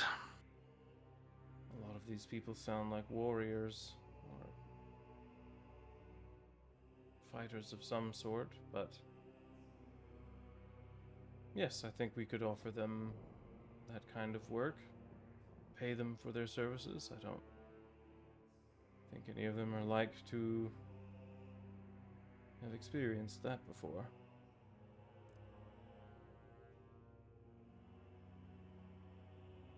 There's also plenty of service on our ships. They could find service in any of the galleys in our harbor. There's room for them as soldiers. There is room for them on this island if they so choose.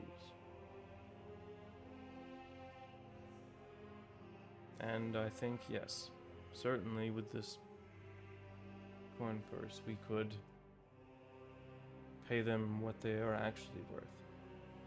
Pay them a wage. We are grateful for your mercy, Lord.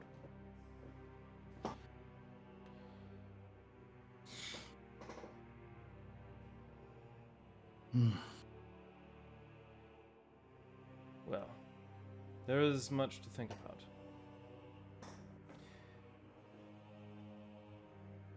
I hope you have all refreshed yourself. Martan, would you please come with me to my solar? I have some things I wish to discuss in private. Of course, Father. The rest of you, please, carry on. The night is yours. Thali clocked that hefty sigh from Radava and is going to kind of raise his eyebrow to see kind of where his head is. It's been a long day. It's been a long week. Between traveling by sea for the first time in some odd years and, preventing a man from taking our fucking heads off of our shoulders in the middle of some godforsaken wood on another island. You remember that boar? That was so recent, yet so long ago. It feels like it was much farther away than it was. My ears prick up at the word boar. You hunt boar? Well, sort of. Tholly and myself, I'm not much of a hunter of creatures. But as we were doing our work on Lord Tide's island, he invited us to a hunt, and, well, Lord Tide hoped we would find a boar. Lord Tide is a hunter of boar. We found one, or one found us, and it was actually young Lord Martin who felled the beast. The boy. The boy. The boy indeed. Tholly put at least an arrow into it, and I leapt on it, daggers in hand, and put a wicked gash in its side, but it was Martin who struck the final blow and brought it to the ground.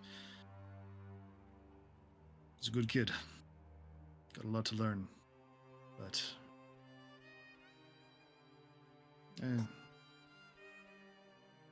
up until the man on the horse showed up to chop our heads off, I was quite proud of the way that trip was going.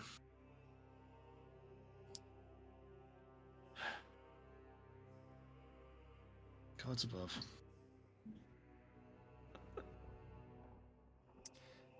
What about you, Badru? Are you much for hunting boar, or? I aim to kill a boar every day. That's a lot Keeps of my boar. spear sharp. It wouldn't be a metaphorical boar. No, tusks. Boar. I don't know that we can promise you a boar a day, but there's never a dull moment on this island. That is for sure. Speaking of, I haven't been able to spill blood today, right? None that's not your own. No. Yeah. So I'll probably just do it underneath the table, but just slowly nick my arm. Squeeze some blood on the ground. Eyes closed.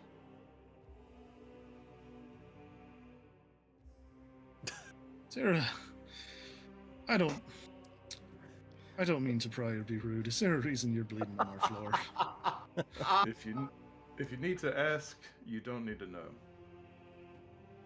I feel like someone should know. It's like a man masturbating in a public library. Like, you gotta do that here? I mean, I wipe it up. Oh, that's kind of you. I feel like there are better places to do that. Outside, perhaps, in the training yard, or under a nice tree, perhaps. I'm afraid I don't understand the custom. Maybe one day I will tell you. God, I hope so. Ollie shakes his head. God, God's and sips his drink. God It has indeed. been a long week. Yes, it has. All right. We'll transition over to Lord Baylor walking with his son Martin in the hall on their way to the solar.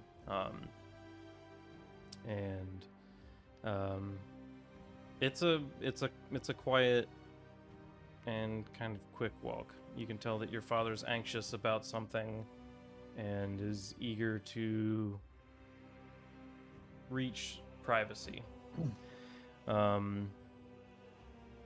And once you get to the familiar rooms of his solar, essentially his office, where he takes a lot of his meetings, he takes a seat in his chair and kind of gestures across to one, across the table from him.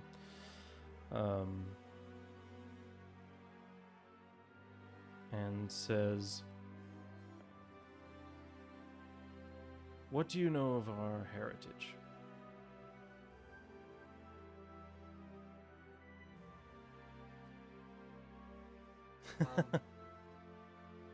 Feel free to scramble for your notes if you have to, but Father, I'm not exactly sure I know what you mean. I know that we've lived on this island. Your family's from here. Mother's Pyrosh. My I've father. had a little. Where was he from? Surely you remember.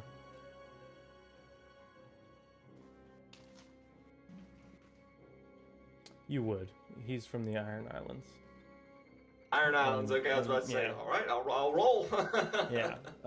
Yeah. You surely you remember. Your grandfather, his father is from the Iron Islands. His mother, your grandmother, who sat at the table with you, is Dornish. Anyway, you relay that information to him after he asks for it, and he says, "Well, I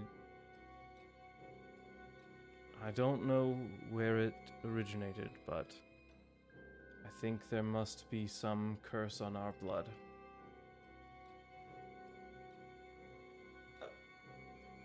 A curse? When I was young,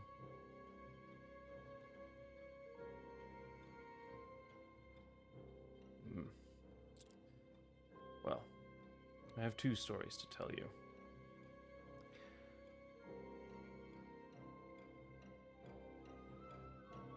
You know, my sister died of a snake bite. Yes, Father. I do know. I used to have strange dreams. In those dreams, I could, I don't know, see things. I could move through the night. I don't know. I had strange experiences. And one day I had one while I was awake. And I was with my sister. We were out on the shore, and I could see her. And I could see me sitting next to her. And I went up to say something, to reach out, to grab her. She looked at me and she screamed. She lashed out, and I don't know, I reacted. And when I came to, she had been bitten by a snake, and I was looking at her, and next to her a snake dead in the sand. I felt pain that I couldn't explain.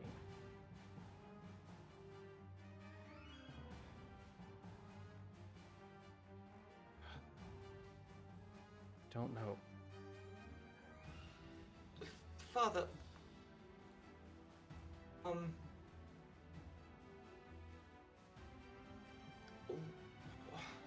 what you've described is, well, quite odd, but I do think I've heard tales before of, people controlling animals or something of that nature. But tales of from long since past. That was from the Children of the Forest, First Men.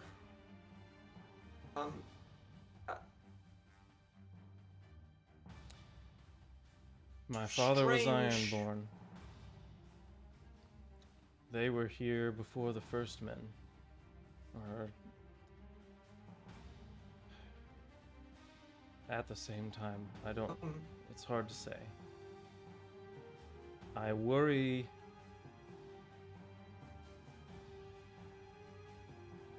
that I killed my sister. And I worry that your sister is now starting to experience some of those same things. Some of those same happenings. It is something Now that I have... fainting spells. The fainting spell. What she described seeing, and the way that she described her experience was all too familiar. And what did she say she saw? She says she saw all of you in the woods. That she saw... He kind of smiles. She says that she saw a man with iron skin, with 4 long legs, riding towards you with death in his heart. And she ran to you and screamed a warning, but you didn't understand.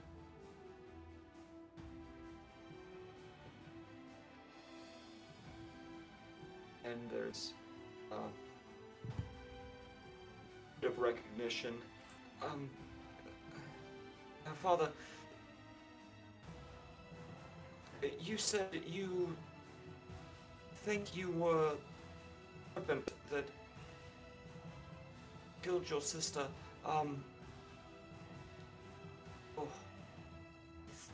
There was something rather strange. A bird flew down and grabbed my attention. That is the only way to describe it.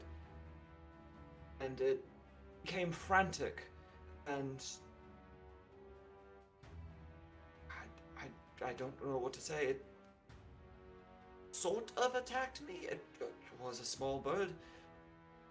But right after is when we had our encounter with Sir Byron Rock. Do you think... Yes. Warning me? Right in the middle of a monologue. I know. Every time.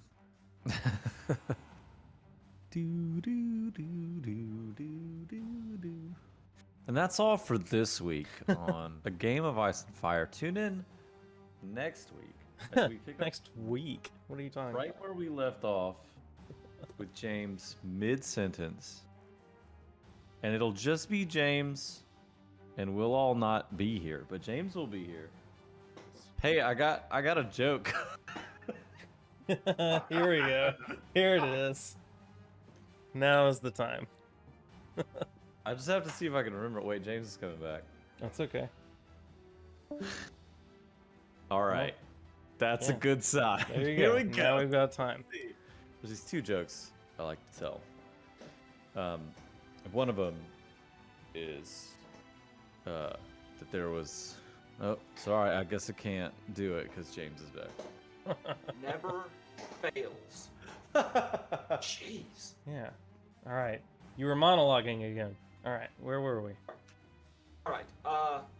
Incredibles. Come on. You think that was? No, I got it. It was good. Was my sister That was a good pull. warning me? You said it was a small bird? Yes. I said. Got my attention. Deliberately, very deliberately, became frantic, and as I said, attacked as much as a small bird can. Just before we had our encounter with Byron Rock. That does seem too perfect to be mere coincidence. And that would explain what she claims to have seen. Well, This does concern me. I was never shown how to control this. I fear for your sister and I fear for you. y- yes, I did have that one dream before we departed for the shore. Back, the dragon glass candle.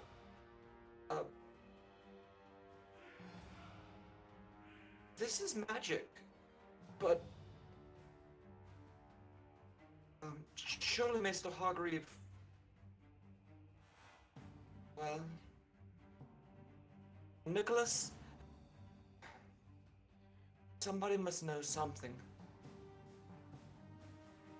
The Maesters at the Citadel certainly hold more information than we do.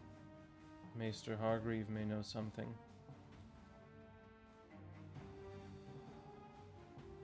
Well,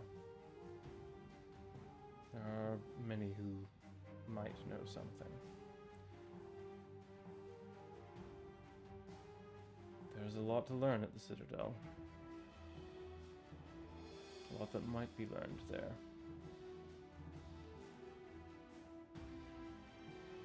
I had a dream when I was young.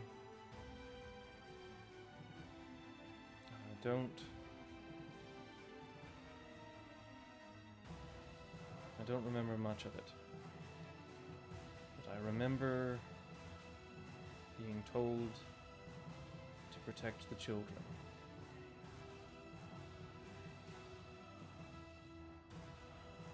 At every turn I have tried to do that.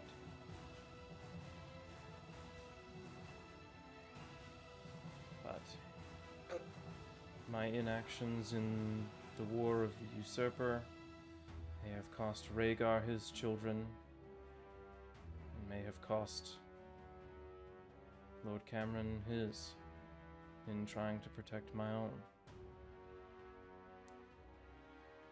Martin, do what you think is right. Don't listen to portents or dreams. Don't let them guide you. Do what you think is best. Listen to those around you that can give you advice that you can trust. But I have lived most of my life for a few simple words in a dream.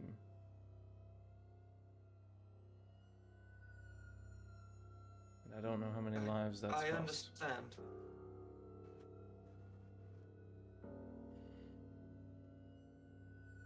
Well, we've got a lot to figure out, this family. Yes, more than I had already thought it would appear.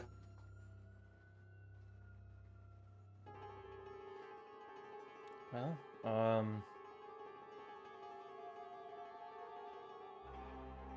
know that this is a lot to take in, but I worry that some of these experiences, it's clearly inherited by blood. I worry that you may have some of these experiences yourself.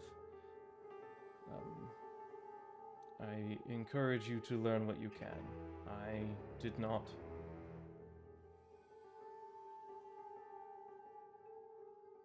We have a few around us that we can trust. I have also had word from King's Landing. Seems that the hand of the king has passed Oh shit. of a fever. Who? And King Robert has begun a trip to the north, to Oh Winterfell, my it God. seems. John Aaron just died. No, I'm flipping out. The power structures I remember that in book. King's Landing are about to shift, and we have few allies. I think it's time to see where we can strengthen ourselves and perhaps make our way in this world. In the world. Well, while we may have fallen from grace, we are still Dornish men. That we are. And we haven't made an appearance in Sunspear in ages. Perhaps someone should.